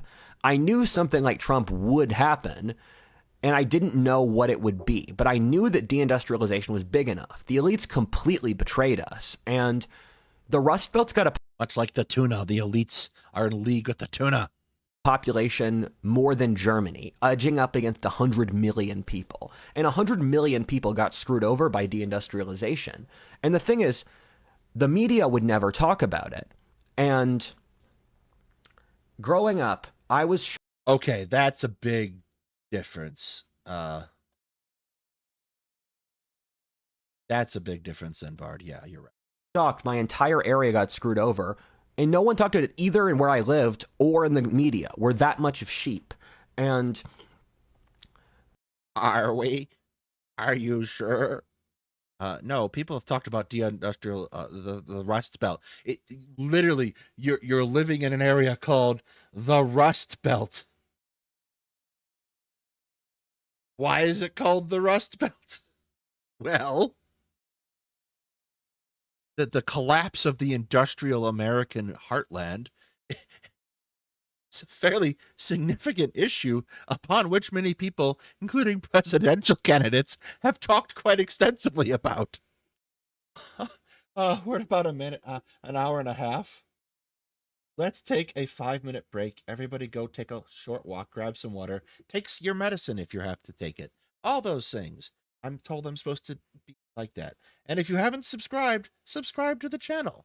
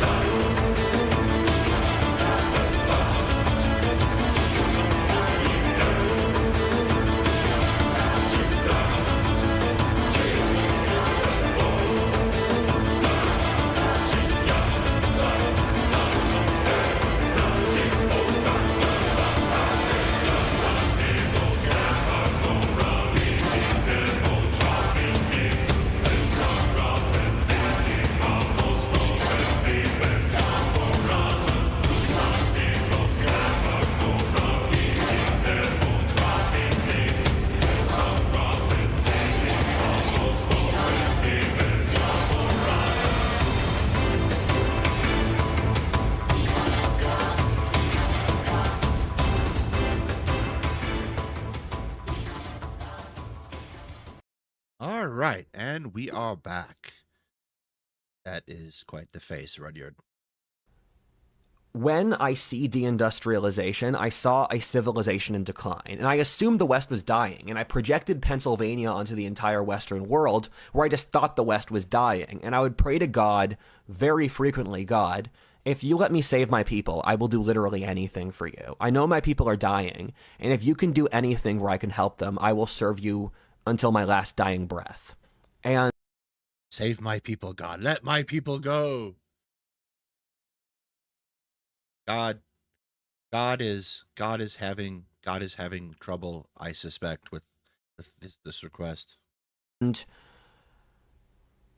I would modulate my I didn't finish that segment. Yeah, so I would walk around Penn's Landing. Penn's Landing is this area where you see New Jersey. It's the Delaware River. And the Delaware is a huge river. The Delaware is wider across than the Rhine, the Nile. I think the Delaware is technically a tidal estuary. And the Mississippi. Or the Mississippi gets slightly bigger. But the Delaware is a friggin' huge river. And I would look at the USS New Jersey. I'd look at the industrial decay, because this used to be the biggest shipbuilding. I think it was the biggest shipbuilding center in the world at some point. Sorry, guys. This is candid. I gotta leave the alarm in so I'm identifiable. Yeah, Penn's Landing, huge former shipyard across the river in Camden, and it's all of these old factories and yeah, the Delaware is actually a tidal estuary. Like, I know it's cited as a river, and this is me being a total geography nerd. But the body of water in which the Delaware feeds into is actually technically shallower than the Delaware itself. Shipbuilding centers, and I saw 2 ships pass. I walked in Penn's Landing nearly every single day. I was with my mom in Philly. 2 ships passed. Biggest shipbuilding center in the world. It's fucking dying. Camden, New Jersey is apocalyptic. I'd walk across the river. I'd look at Camden. There's fucking barbed wire everywhere. And Camden used to be one of the wealthiest cities in the world. It's where Walt Whitman's from. And I remember just looking around thinking, socialism's what killed Philly. I walked across the river to Camden. Camden's as bad. Which is curious, because socialism has never happened in the United States. It's not socialism that killed it, Rudyard. It's capitalism. It's cheaper to manufacture things elsewhere, and so they do. That's not socialism. That's not the people controlling the means of production. That is the means of production fucked off because it was cheaper to build shit in Mexico. Bad as things can get. Camden's like a city in South Africa. It's one of the most violent cities in America. And Philly is this tiny edge of civilization, because half of Philly is habitable for white people and the other half is just, you'll die if you go there. Well, there it is. That's racist. Time where I had to bike through a few blocks of bad neighborhood in West Philly because I was biking from my dad's house out in Chester County. Okay. My grandparents, my paternal grandparents, lived most of their lives in Harvey, Illinois. If you're not familiar with Harvey, Illinois, it was an industrial center of Illinois. Has fallen upon hard times, and it was a huge victim of white flight. It is long been considered a city in decline, and it's still kicking. And you know what? I would go there for dinner with my grandparents every Sunday, and I am still fucking alive. Black people are not inherently dangerous, Rudyard. Please. Please. Oh, God. To Philly, and my sister and my mother called me crying because I was gonna bike in this 2-block dangerous area, and I didn't block through there. And then I didn't bike through there. And then my mom said afterward, "But he did block through there." I don't believe you. No one believes that you changed your route. And I thought, okay, Mom, I have literally no incentive to work with you because you're going to punish me even if I make the correct decision.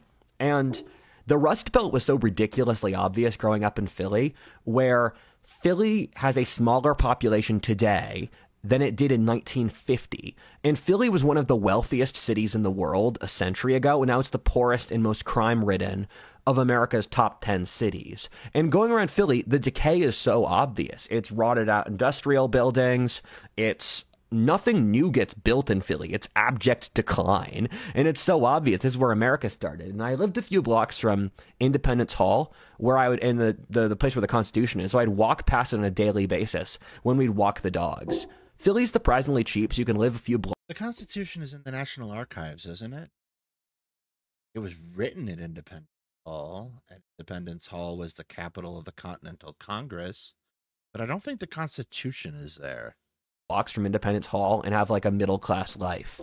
This is what makes Philly so great. Yo, I gotta throw this story in as an example for just how messed up Philly is. When I walked to school, and I'd walk to school, it was like 10 blocks. I saw a dead man in a heat vent for 3 days. I just saw the body. Every day I saw the body.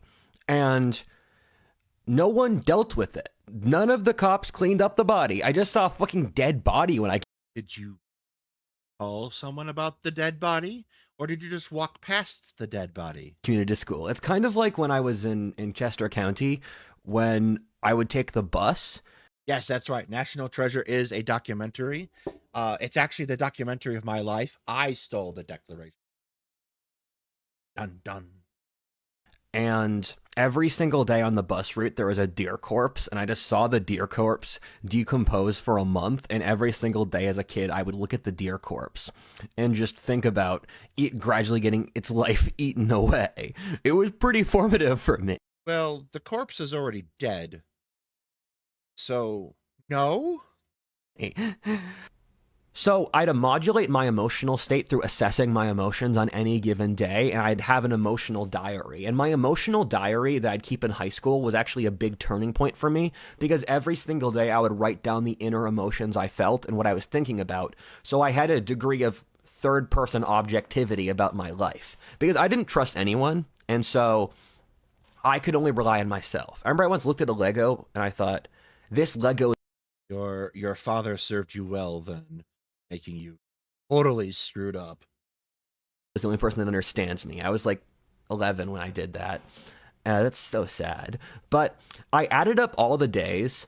I played with Legos too, but I played with Legos with other people. And at least half of the days in my life to 2/3, something really bad would happen. I would either fail a test, my mom would force me to do tango dancing with her as a 12-year-old boy with adult women, or I would get sick. Tango dancing? I guess that's okay. I guess it's a little awkward. So in high school or in middle school in Illinois, they made us do square dancing. They made us do square dancing at like 4th, 5th, 6th grade. You know, just when you're sort of crawling out of we all have cooties stage. That was like emotionally traumatic for a time. But no, Roger, tango. I had to go tango dancing. It was the worst thing ever. It was on par with getting sick. Single day something bad didn't happen, I would thank God for it. I would tabulate, did something bad happen today? If something bad didn't happen, I'm very glad that, thank you, God, for not making tango happen today. Say thank you, God. At least nothing actively bad happening is good. And I remember it was a cold winter's day, and I was suicidal that winter. I was 14, and I took a test. I was so cut off from my own emotions. I took a test, do you have anxiety? And then the test told me you have crippling 9 out of 10 anxiety. And my dad's new girlfriend would have... You were considering the shelling of Philly in your dreams. Yes, I would concur. You do have crippling anxiety. Abuse me. Jennifer Jensen is an administrator at Lehigh College, and she would insult me at the dinner table. She told me when I was 15 that I was too immature to succeed. Almost every time we talked, she would insult me. She said I wasn't ready to go to college and that I reminded her of the stupid, immature lacrosse players she worked with. And one time, my dad, Jennifer, and I went hiking, and then there was casually doxing this woman. There was a change in schedule where Jennifer got angry at the change in schedule, and so she recommended a course of action. I said that would be really inconvenient for me, and she started screaming at me, "What the fuck is wrong with you? Inconvenient for you?" And she would say, your dad spoils you so hard, like inconveniencing you is nothing. And she said she would tell me and my father that my dad cared too much about me and that my dad spoiled me. She would fall into histrionics due to me not citing academic sources in casual conversation, or because my dad scheduled his schedule around his custody time with me to spend time with me. And she got resentful of this. And I viewed all of this as an insult to my honor, and I fought back. My dad would side with her. Honor? It sounds like you barely knew her. Sorry, I couldn't help myself. Over me. Things got bad enough that I refused to ever speak to her, and once I threatened to burn down my dad's house for insulting his honor over Jennifer. Or my dad and I are both from honor societies, so you get stuck in these weird situations. Are you from two different honor societies?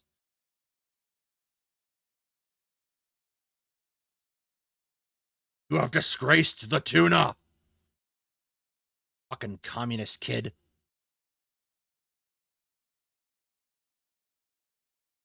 Situations where you're not allowed to back down. I did this with all of my parents who were from honor cultures. We just ramp up the ante, and at a certain threshold, you can't back down. And I felt trapped, and I literally allied with my mom at one point against Jennifer to spend more time with my mom. And I hate Jennifer more than I hate my mom. My mom is... It kind of sounds like you were playing one parent off of another and resentful of the divorce, which, again, not uncommon. So schizophrenic and evil that she kind of becomes a nuclear reactor of pure evil, and I can't really dislike her anymore. She committed to the bit hard, and Jennifer is just a resentful bureaucrat. I can't respect that at all. And one time, this is one of the most important days of my life. It was past midnight, and I couldn't sleep at my dad's house. I suffered insomnia in high school, so lots of days of school I walked in with only 4 hours of sleep, and constant exhaustion was how I remember high school.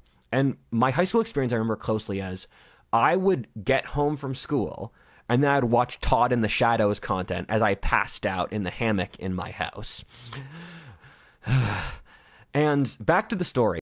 Living a life of luxury in a hammock over there. So it was past midnight. I couldn't sleep. And I was thinking of the first step of killing myself, which is cutting my arm. And I had a big kitchen knife in my dad's house. I put the knife up against my arm. I thought, wait, Rudyard, if you have a knife, and a big knife, why are you using it on yourself and not against the world? Because a knife is a knife. And then I realized the only thing that... A knife is a knife. Behold the most profound speaker of our age. Matters in life is honor. And that if I lived a terrible life, everything is outside of my control, I'm constantly screwed over. If I lived with honor, my life would be worth living. And that is the day I turned myself around and I decided not to kill myself. And I see this one day as... Okay, it kind of sounds like you decided not to kill yourself on the off chance that you might get to kill other people. And that's not good. The turning point of my life that allowed me to reach where I am now, because in so many timelines, I kill myself as a teenager. And I'm so grateful I didn't. And I lived life as if I was already dead for the rest of high school. Every single day I would tell myself, you already died, Rudyard. You're just playing the game further. And... Yikes. I became addicted to heavy metal. I would listen to heavy metal 5 hours a day. Sabaton, Flogging Molly, Nine Treasures. Is Flogging Molly heavy metal?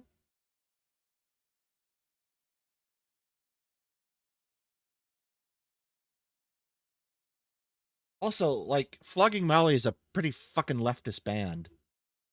Yeah, they're just regular rock.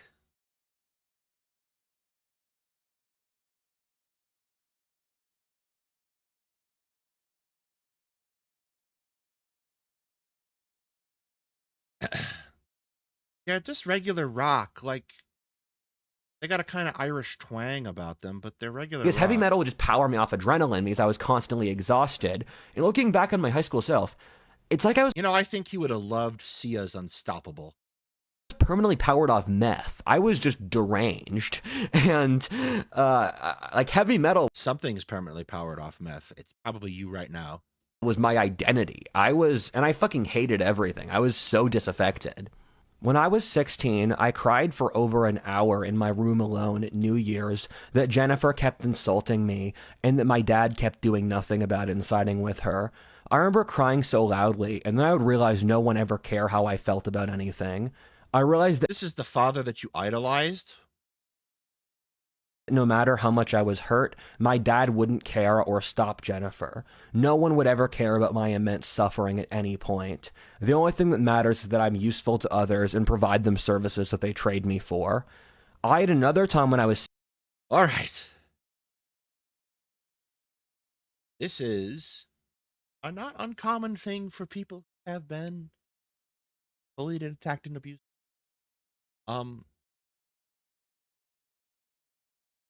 Rudyard is a solvable problem, to be perfectly blunt.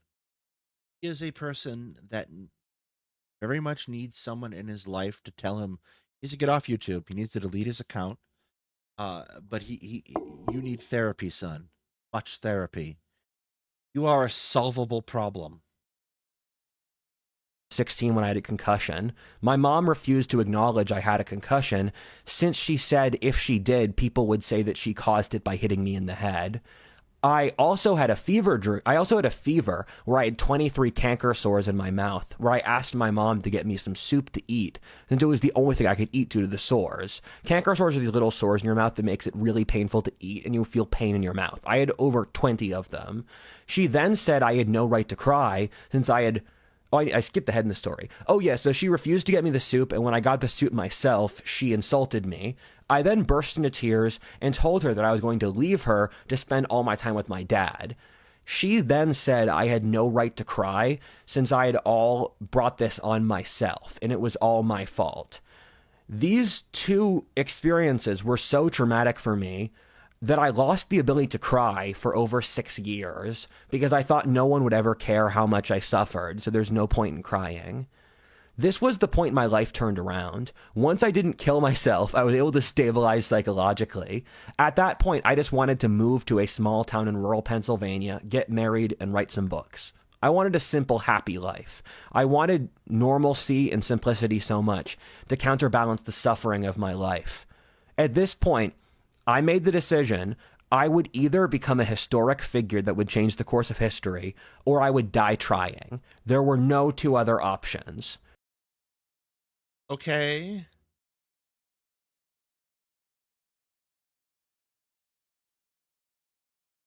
Looking fast, looking. What will we see on the way out?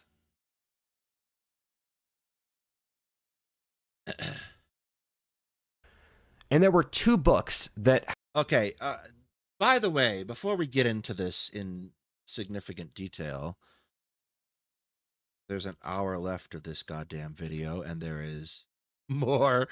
This is the short one and the sane one. This is where the situation starts to go downhill dramatically. We are at the moment of no return. Had a huge impact on me at this critical juncture. The first being the Meditations by Marcus Aurelius, and the second being Winston Churchill's autobiography. The first was the Stoic philosopher and Roman emperor, his bedtime writings, where he thought about philosophy. And it's all about maintaining rationality and objectivity in a world where you're... Yes, starts to.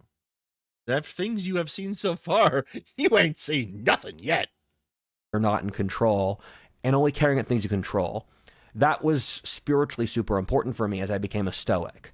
And Winston Churchill's autobiography, he wrote it when he was 24, which is my age. I'm not entirely certain it's consistent with Stoic philosophy to take psychedelics. To reflect on his youth. And I saw all the great things he did, where he was a hero in the Boer War, in Cuban War, in Afghanistan, and he was a great man, where he wrote all these... He was a historian, and like me, he nearly Winston Churchill was a great man. He told us himself in his autobiography. He failed out of high school. He was not popular or cool in high school. And then he changed things around as a young man to be epic. And when I look at these great men, I thought, I find these people identifiable. I can understand who they are. And I can see what made them great because they made a decision to be great. And I can study the underlying subcomponents and then model it myself because if anyone can do something, I can figure out how they did it by studying their work. And I don't understand when people say things and they don't realize there's the wisdom of thousands of years. Your ancestors are here to help you. They wrote lots of really, really smart books that are smarter than anything you'll ever write. You should study your ancestors and their wisdom to be better. And I had this great question in this part of my life. Yes, but did your ancestors have flushing toilets? I could see other young people, and I didn't find them identifiable at all. The things they worried about didn't even register to me as options. I never thought of the drama they did, or was obsessed with dating or any of that. I was single-mindedly obsessed with my own honor and my intellectual studies. I realized I only had half of the emotion. Well, I got bad news for you on one of those fronts, Rudyard. Didn't do well. Other kids around me had. I knew I wasn't a sociopath, but I was pretty worried I felt so few emotions. I would just walk around Philly feeling numb, and I wonder, why do I feel so numb and angry all the time? The only emotions I could identify with rage, stubbornness, and some sense of peace I never felt. I decided then that no one would ever understand me, and so I would try to do as much good as possible for the world in hiding, trying to change outcomes towards the better because people wouldn't understand me, so I'd have to work in the shadows. I remember I had a punching bag in high school. I must adopt the shadows. I must cloak myself in the shadows. Really born, adopted the darkness. I was at my dad's house.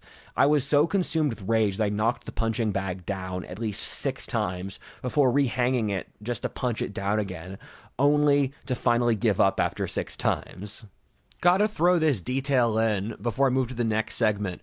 I'm going to throw this out there, but I suspect that is the result of an improperly hung punching bag. And by that, I assume you either mean a speed bag or an actual full punch. Like what's going on here? But I was terrible at driving. I only passed my driver's test on the 5th time because I was so numb I couldn't perceive my spatial area very well. And my mom and sister would mock me when I was practicing driving, saying I wasn't doing it well. And well, if you didn't pass your driver's tests till 5 times, it's probably not mocking you to say that you haven't done it well. That's probably just an accurate observation.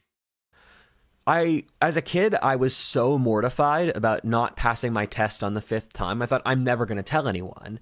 And now here we are. Because I thought as a kid, when there's this voice in the back of my mind saying, I will tell people if I become great enough that I no longer feel insecure about not passing it. And I've reached the threshold, so thank you, life. Yeah, I had several different minor driving accidents in high school. Thank you, life. Rudyard, you've given us a wonderful Christmas gift. This descent into madness. It's nothing that destroyed the car, but stuff that nicked it and hurt it. He's a wanderer.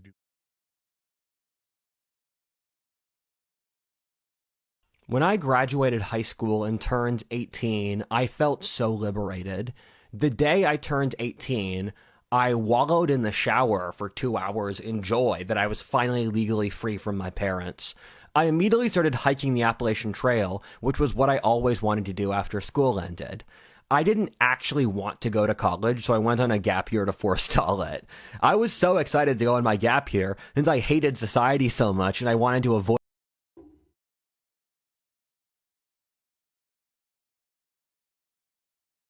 Put up a little poll, shall we?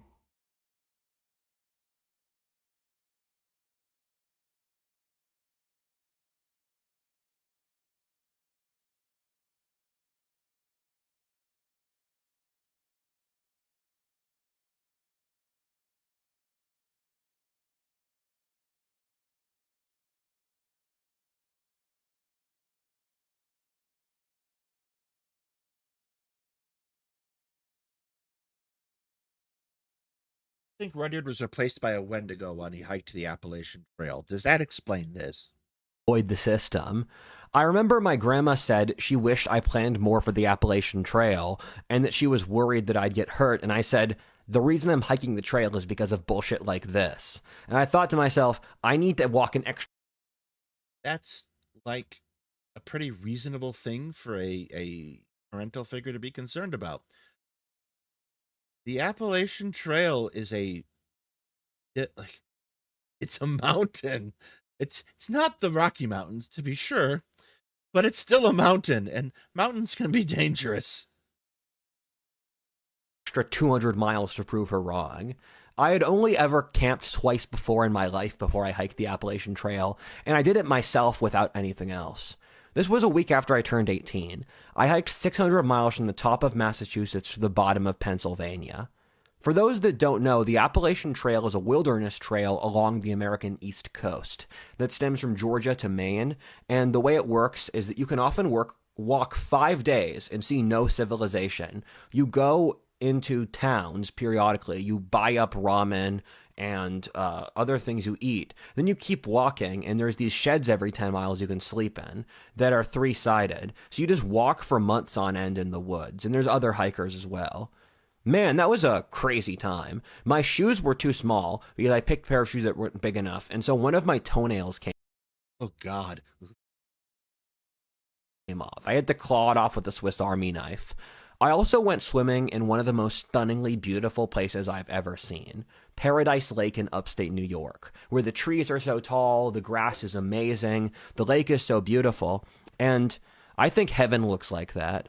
I caught a leech when I was skinny dipping in the water in my hand, and I had to burn the leech off with my stove, because if you pull a leech off, it sinks its teeth in, so I had to use fire.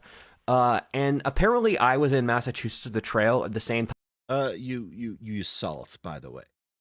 Time as a serial killer, which is one of the few times that's ever happened in the Appalachian Trail in its whole history. The Appalachian Trail is super safe. It's way safer than America in general as a society. And that's because there's nobody there.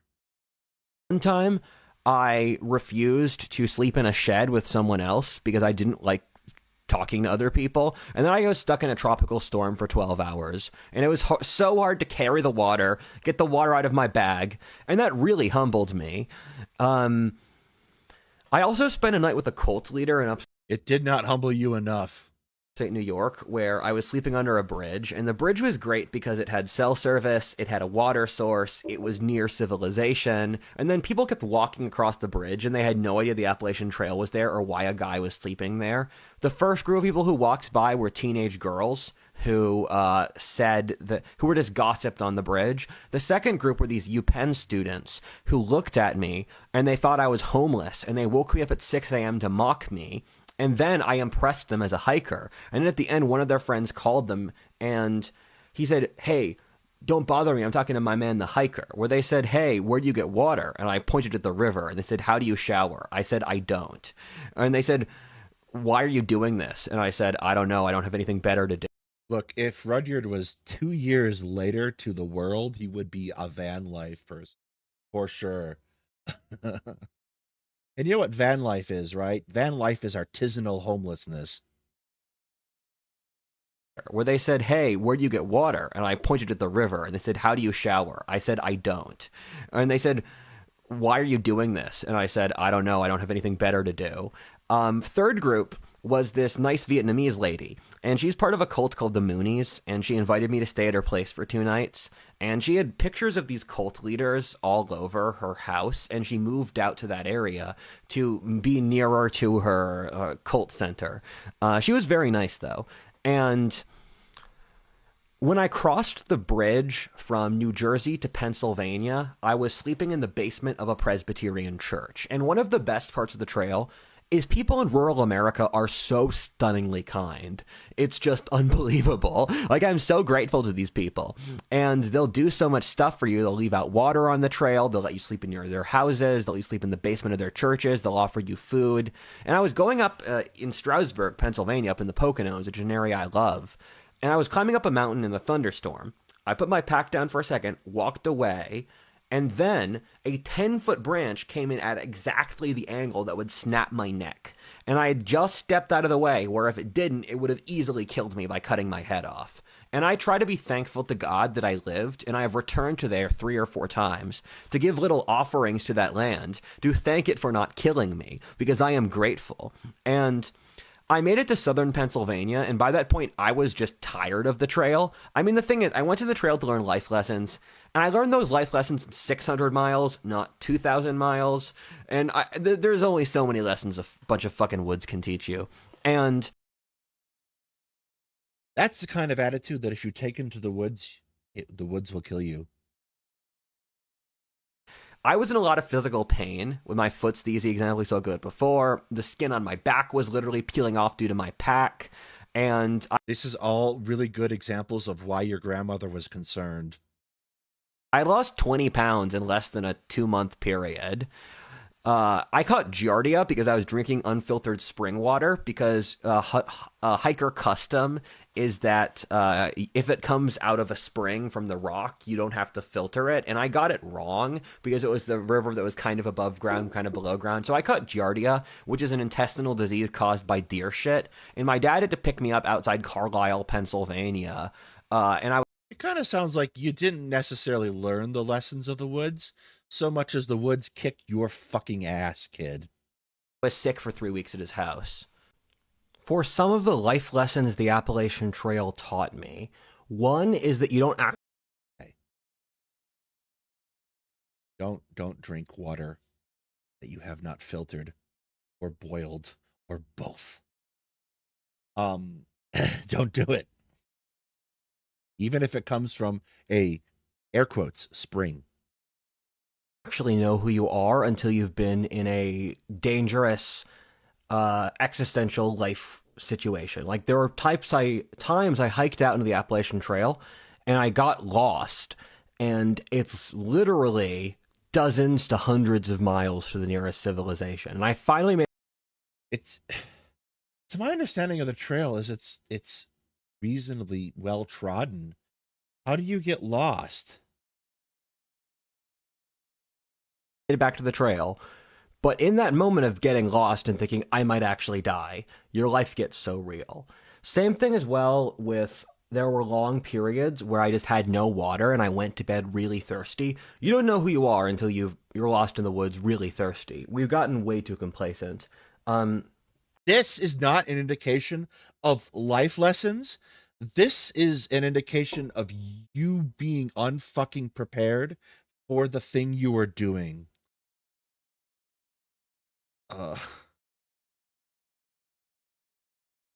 Secondly, on the Appalachian Trail, I learned that masculinity is performance. It's not the ability to brag. Where I'd hike these difficult mountains, and I'd think, you're close. But Judith Butler would point out that masculinity, much like femininity, is a performance. The manly thing to do is hike the fucking mountain, not brag about hiking the mountain. I have to actually hike the mountain. And the trail convinced me that I was a man, and it gave me... Okay, but you're bragging about hiking the mountain right now. A degree of objectivity from the rest of my life. Because my life is quite overwhelming, and being out in the woods by myself made me realize that, first of all, people were objectively very mean to me in my childhood, and I had every right to be resentful for that. And secondarily, that society and the constant alarms and the schedules and the morass of constant enumerating and constantly thinking is making us miserable. Because when I was out in the mountains, I felt happy, and I felt this sense of profound peace and ability to go with the flow that I didn't feel in my previous life. My previous life felt fake, and the Appalachian Trail felt real, in that it felt like I was touching the spirit of the world, that there was this beautiful, almost Lord of the Rings-like place that exists as a parallel dimension on this earth. And New Zealand is, in fact, in this dimension. It's you go. It's right there. They, in fact, quite love glory in their Lord of the Rings association. Sorry, bad joke. We've blocked ourselves off from it. We've purposely blocked ourselves off from the fantasy and mystery of the world, which I could feel on the Appalachian Trail. And that was a conscious decision we had made as a society. I went to... We as a society, you mean you, right? Because some people go and they stand outside with their feet on the grass and they're like, wow, this feels good. Like, plenty of people connect with nature in all kinds of different ways. They don't necessarily try to kill themselves by hiking the Appalachian Trail while unprepared. China that summer as well. And this was a very formative trip for me because I thought a lot about China as a high schooler because I worried they'd displace America. And I had many Chinese friends. And you can't convince me that country's not industrial Mordor. I've been to like 20 different countries in the world, and China is the one that scares me the most. And I could pick up on the vibes, that's my thing. And I felt so sorry for the Chinese because I like Chinese civilization. I collect. China is like mostly agricultural, except for the coast, which is industrialized and urbanized. So I have a sneaking suspicion that you have been to the Beijing airport and that's it. Like Chinese watercolor paintings is one of my hobbies. Chinese cuisine is one of my favorite cuisines. I've read thousands of pages on Chinese history. There's a beautiful core to that civilization, but then communism's done terrible things to it, and I couldn't get the worst vibes seeing China because all the trains ran on time. It was massive. You drive for hours with skyscrapers. All the trains ran on time. It was just the worst. Did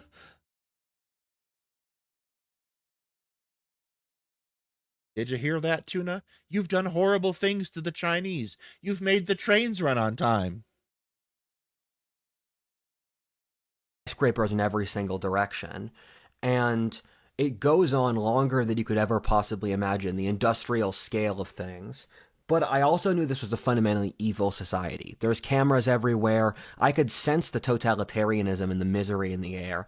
It looked like the Chinese were just overworked and forced to live in a soulless society based around greed. And I feel sorry for them. But going to China was a turning point in my life, and the air is completely polluted. I'm not entirely certain how many turning points in his life have happened, but we have to be heading in the same direction that we were already heading in to begin with by now, because we've turned around so many fucking times. And disgusting, because I looked at it and I thought, I need to avoid that. And there were cameras everywhere. Whenever you went into a hotel, you had to get your fingerprints, they checked your passport, and they got your eyes. It's a totalitarian state, and we're not far from. I know this particular problem. Sometimes when I visit my family, my niece gets my nose. It's the worst. From it. It was around late August or early August, I finished the Appalachian Trail. And I had the rest of my gap year where I had to figure out what else to do. And I decided to do a language program in France and to do a archaeology program in Peru for the rest of my gap year. And I was super pumped to do that. I was in Montpellier in the south of France for 3 months, and I loved being there. I went to a really good language school and picked up a lot of French in that time period. They use a really excellent teaching system where you have to have conversational understanding in order to learn the language. It fits with my empathy thesis later. That's kind of how you teach languages everywhere. And I had to walk through a Maghrebi neighborhood every single day on my commute to the school, and I was pickpocketed there. I got into a fist fight, which I won. I was slapped in the face twice, and I was also served rotten food. When I was in France, That sounds like they didn't like you much. Yellow Vest protest was in full swing, and they blocked off the downtown of Montpellier, periodically knocking out windows, and I went on a date with a girl while there was a literal explosion a block away. The air felt very tense in France at the time. I read the book The Great Wave about secular cycles when I was sick there for a 3-week period. I was just in my bed. And that book is what convinced me to move from alternate history content to anthropology and geopolitics. And this was a really important period of my life for intellectual development on a holistic basis. My read on France is that it's a wonderful country. It's like looking at a painting where every single A wonderful country. They picked my pockets. They gave me rotten food. I felt right at home. details done perfectly. The French have spent thousands of years turning their land into one of those beautiful gardens in the world. And the French understand how to enjoy life. At the same time, I'm so glad my ancestors left Europe, where I would not want to live in Europe now because I just go completely crazy at the just lack of social mobility and lack of activity. They're so complacent over there, and they just hate excellence and greatness, and they're nihilistic. Yeah, but you keep saying that the United States is nihilistic. Which is it? After France, I went to Peru for a month. I had planned to go there for 3 months, though. I was working on a Wari site. The Wari were a civilization about 1,500 years ago up in the Andes by Cusco called Pictayacta, and I worked at the Inca site Sacsayhuaman.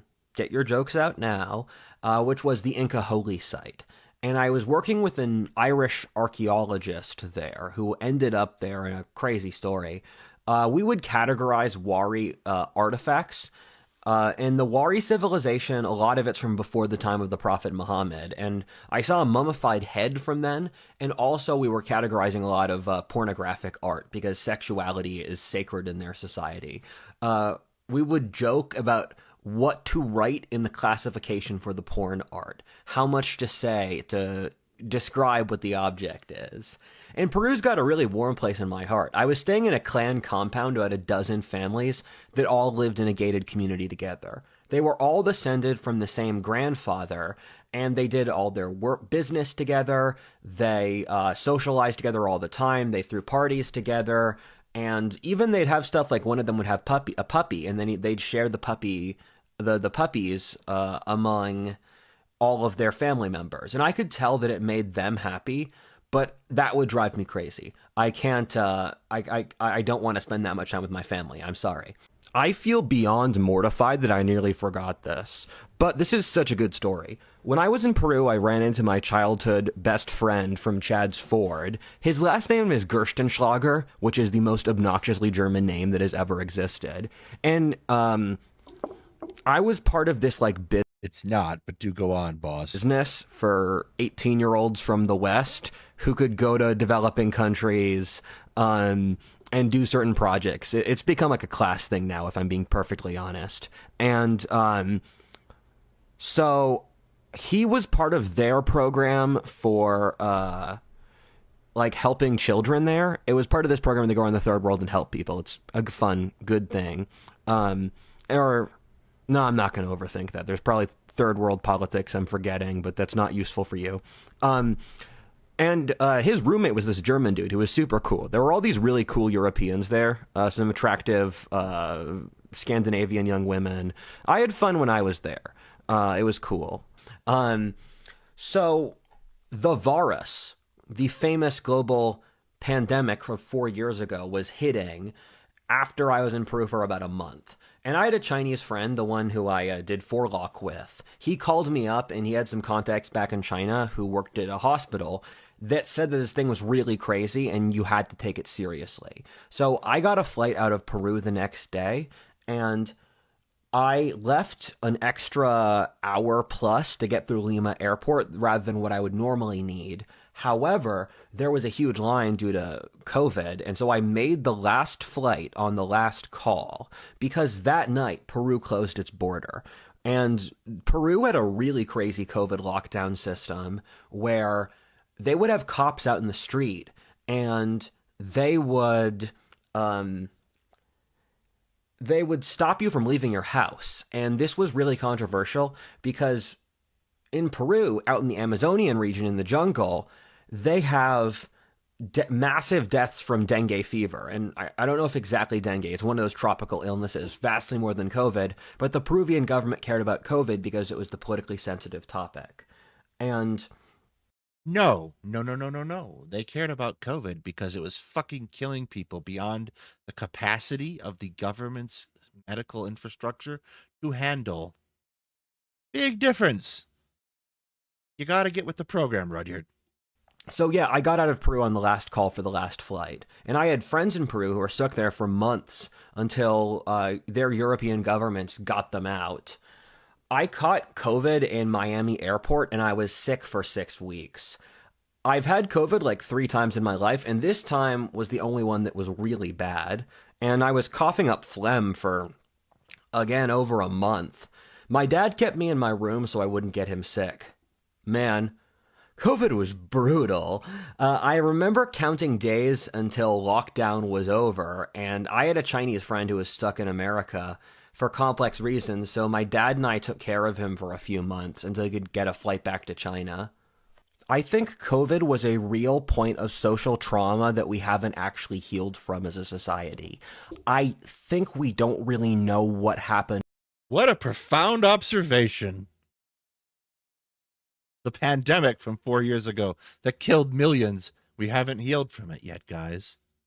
With COVID or how it relates to our lives. And so it bubbles up under the surface as resentment because we never psychologically processed it. And I see COVID as the tipping point where things really went to hell, where before then, and Trump before then, there was more plausible deniability that we were in an okay society.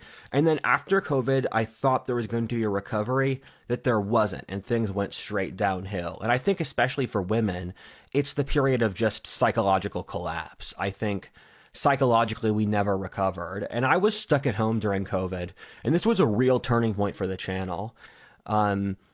I was just stuck at home with bored out of my mind and physically incapacitated. And I knew that this was an opportunity I'd never get again with a lot of free time. And so I started working on my channel full time. I worked really hard every single day of the week. And I remember it being really hard to maintain focus since I was in physical pain. But I worked because I needed something else to do to not go completely crazy. I kept trying to make alternate history videos, but past a certain point, I realized that I had basically completely saturated the market. You, all by yourself, completely saturated the market. Working with timelines like what if the cotton gin was never invented, or what if the Shimabara revolt actually worked. That summer of 2020 is when I made the shift to the anthropology, history, and geopolitics content that I make now. Being stuck at home during COVID was one of the most important periods of my intellectual development, in which I read possibly a majority, as opposed to all the other apparently important periods of your intellectual period and turning points in your life, of the top 10 most important books of my life. I had nothing else to do. I met the man who would become my right-hand man, business manager, and best friend in March of 2020. Merrick Wright was a 21-year-old guy from Boston who was unemployed from a homeschooled working-class Yankee family. He had 6 siblings, too. He emailed me saying that he wanted to make maps for me. He had 6 siblings? Why does he had 6 siblings? What happened to the siblings, Rudyard? And I looked at his maps, told him no, but I said, you make maps of my videos, and this was alternate history time period, better than the maps I have. We should start talking to each other. And so we started talking every week for at least a year, where we became pretty close friends. And I told him he was a loser who should turn his life around, and I realized that he had incredible innate talent, and no one else had, because he's from a working class background and never went to college. And he got a job at that point working at Dunkin' Donuts, then he worked as a gardener.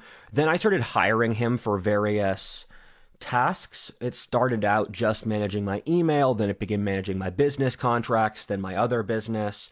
Then I use him video editing. I use him for a sub variety of different tasks. He's very intelligent and does a great job. And within a month of meeting me, he actually met the girl who would later become his future wife. And Merrick has recently moved to Texas, where I'm at, from Boston. And it's crazy that there's lots of people like Merrick. There's lots of very smart. Sounds like he was dating in high school. People from working class backgrounds who basically get shoved aside by the system because they're obsessed with college applications.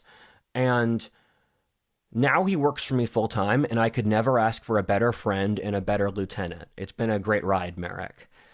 I went to college for a semester as a freshman in Bates, a liberal arts school in Maine, an hour north of Portland up in the woods.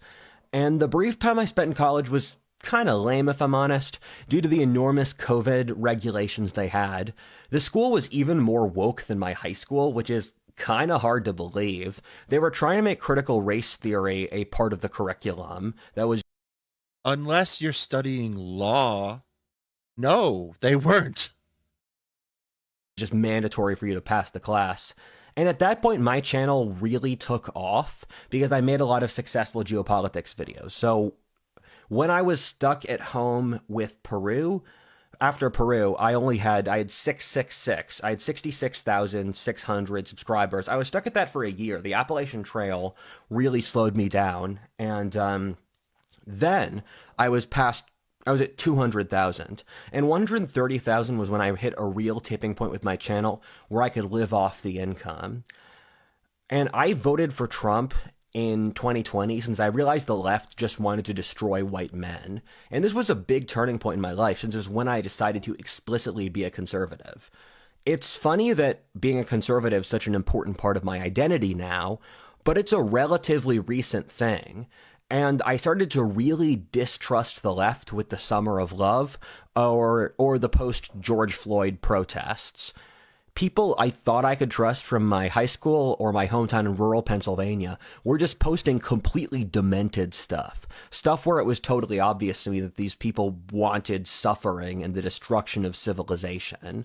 People would say you should donate furniture to butch lesbians, and dozens of people were saying that black people doing property vandalism was justified. Donating property to butch lesbians is going to destroy civilization? I don't know. Most butch lesbians I know build furniture. So, like, what? And taking the richest property was fine, which is just ridiculous. And I started to really loathe the left on a profound level after this. December of 2020 is... Okay, but you loathed the left in high school, and then you discovered Sargon of Akkad, and then you loathed the left in college after George Floyd protests. It sounds like you just loathed people on the left. Property was fine, which is just ridiculous. And I started to really loathe the left on a profound level after this. December of 2020 is probably the most important month of my life until I dropped this video. I got a check from Google for $12,000, which blew my mind. And I realized that was enough money that I basically had to drop out of school. The other thing is that a handsome young man named Matthew DeMarc Antonio... $12,000 is enough money to make you drop out of school? You are a cheap date, son. hit me up. He was a 26-year-old tech CEO who ran a company in the restaurant payment processing business from Teal Capital. That failed, and then he moved into a business where he was basically making OnlyFans for normal content creators. And I think it's a pretty good business. It was just wrong timing for the market. And he is a right-wing, hyper-militaristic guy from a State Department family in Virginia. His dad is the former Undersecretary of Defense under Clinton. His dad's an awesome dude. I've spoken with him. One of the people I'd say the highest of. He was a big fan of my show and was part of a secret social club built by someone from Team 10, or Jake Paul's organization. It included NBA stars, Netflix actresses, billionaires, and a successful founder. And not a successful founder, many successful founders.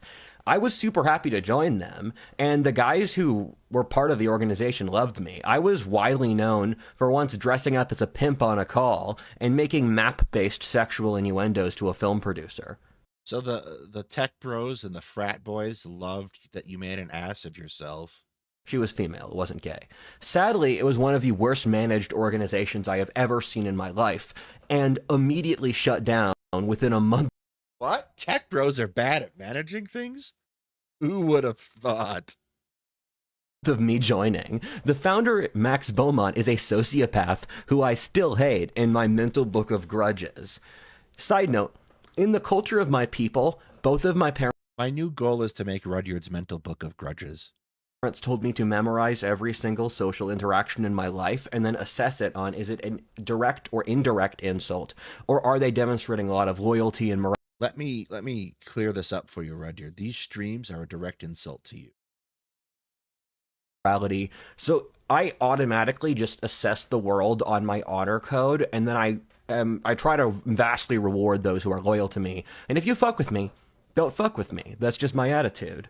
And what are you gonna do? You in what army? And Matt hit me up that winter and said he was going to Mexico with 20 of his tech CEO friends where they would rent out a bunch of villas on the beach. I said yes and dropped out of school to live in Mexico in Playa del Carmen. Playa is commercialized enough to feel safe, but it's also pretty Eurotrash, if I'm honest. I joke Playa is a more Anglo suburb, is like an Anglo suburb of Miami, and it was a blast where we stayed on the beach and we would party 3 or 4 nights a week. I'm glad I did it, but I wouldn't do it again. I was so tired of partying just after a month. And Mexican... Yeah, because partying's kind of lame, especially if you don't connect with the people you are, and particularly when they keep you around as a trained monkey. Nightclubs don't have volume control. It's... the danza kuduro is stuck in my head forever. I was really rich at the time, and I was making $200K that year and $300K the year after. That's not rich, by the way. That's more money than most of us are going to see, but it's not rich. That I don't know why people think I'm poor. This channel's got a lot of viewers. I monetize said viewers with sponsorships. You guys think I'm like a homeless incel or some crap like that. You're probably just projecting. And we were living in nice villas, and I didn't spare any expense. Spare no expense. Da da da da da da da da da da da da da da. I miss living in the third world. You can hire someone to like clean your dishes and like give you weekly massages. It's so nice. I don't know if Mexico was ever considered a developing nation the same way as the rest of the quote-unquote third world.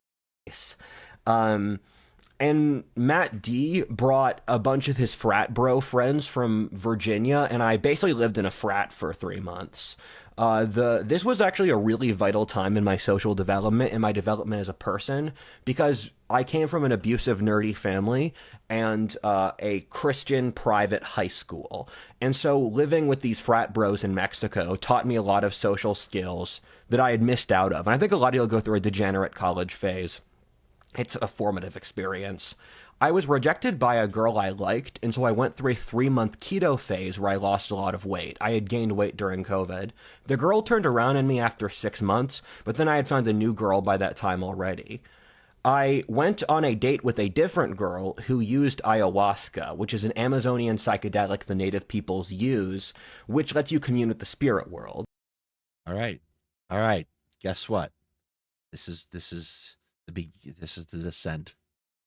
My childhood dream was to always talk to God. It was always the thing I most wanted to do in my life. Other kids fantasized about being firefighters or astronauts. I just wanted to listen to God all day.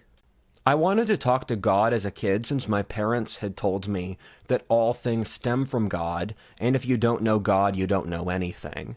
My dad would say growing up that most of the social issues in our society are downstream from the death of God. I could tell even as a child that my people were dying, and no one knew how to fix it or that it was even an issue. I thought, why don't I just call God to see if he has anything to say? I always had a childhood fantasy of saving my people, and there was always this... I will bet you any money that Rudyard does in fact have a Chinese fantasy.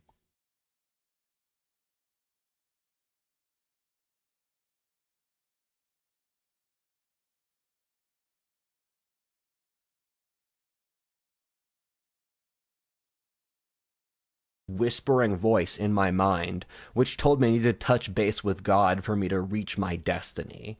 My mind periodically whispers to me.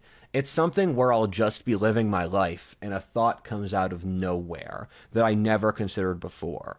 I then spend years pondering it until it makes sense. Some things my mind has whispered to me include, you need to talk to God. Another, once you understand consciousness, you understand everything. Third, time is an illusion. Fourth, everything around you is mutable. Time is an illusion. Lunchtime is doubly so. And can be broken with your mind. Then there is a master key to all things. Once you take the master key, you control reality itself. My brain just feeds me this stuff without my consent. I don't know, man. This is my life. I'm stuck here. A final reason Those are called intrusive thoughts, and they're not always valuable. I was really excited to take ayahuasca was that I felt completely numb when I was partying in Mexico. Um, I remember it was my phone stuff is candid. So I remember it was my birthday and I was at a water park. I just felt nothing. I remember even being in the water and feeling no emotion on the slide. I remember one time I was walking on a beach outside our villa, calling my dad, telling him I felt nothing. I just felt complete emptiness. It reminded me of college in France, times where I should have objectively been happy, but I just felt inner pain. Both times I remember thinking, my life is objectively good now, but I feel miserable. I felt like there was an elephant inside of me. That locked inside my own mind was something I really needed to know, but I didn't.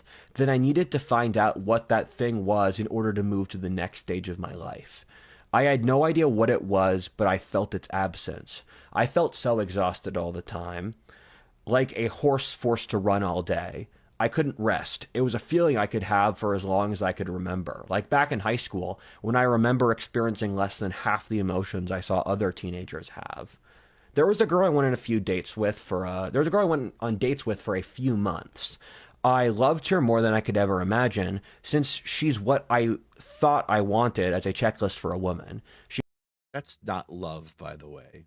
That's just being infatuated. She went to Harvard, she was beautiful, was anti-woke, really smart and other stuff. We would get drunk walking around New York with a flask of vodka in our backpack. It didn't work out for a variety of reasons, and she was trying to manipulate me for social advancement. She once criticized me. There's no advancement, Rudyard. You are going nowhere. You are sitting there in the middle of Buttfuck, Texas, talking to people about your religious cult, and then you chickened out. You lack commitment. Calling our friend crying that I didn't convince her to stay overnight at our place, where she drove 2 hours to stay at my place at nighttime. And then I made a move on her and she said I wasn't interested. I said, okay. And then she left, and then she called my friend crying saying, he didn't make me stay. And moving past her was really difficult, and it was a big part of my development because it involved throwing away my concept for what I thought I wanted out of life.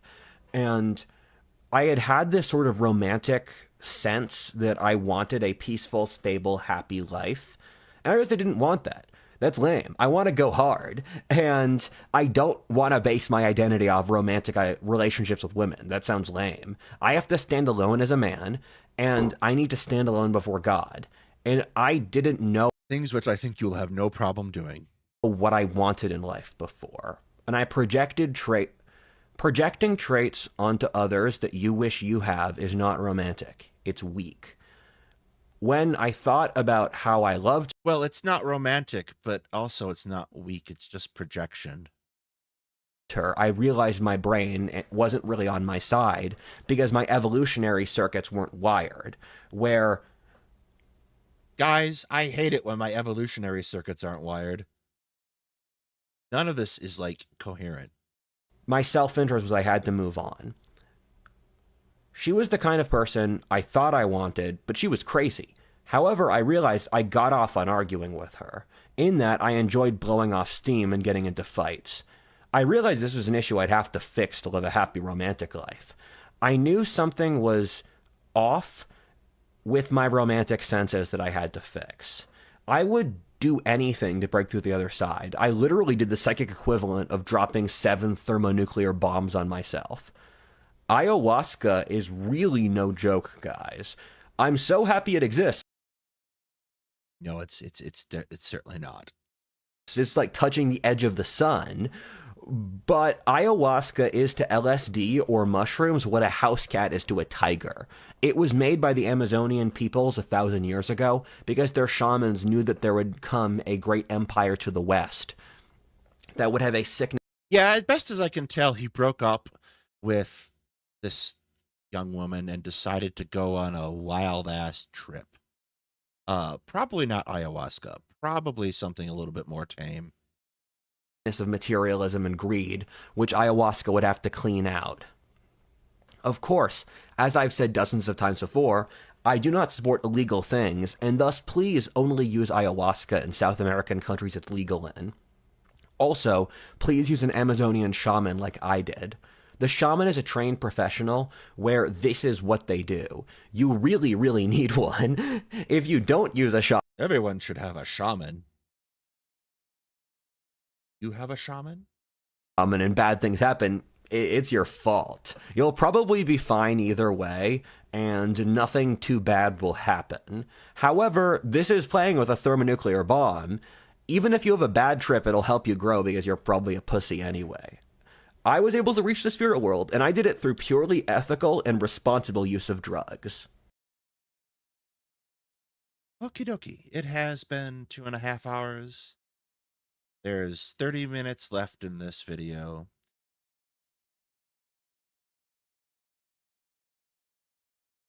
And this is a good stopping point, really. Tomorrow night, Hetman will be joining us. We will be talking about Syria and Ukraine and all that, and Lebanon and all of that. It'll be fun, except not really. It's horrible for everyone living there.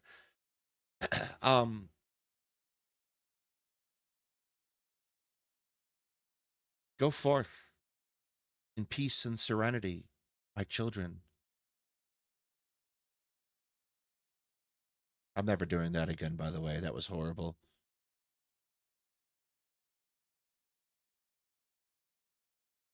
Subscribe to Two Guys Talking History. We will continue with Rudyard's Wild Ride. Well, soon, actually. Very soon. Probably Tuesday.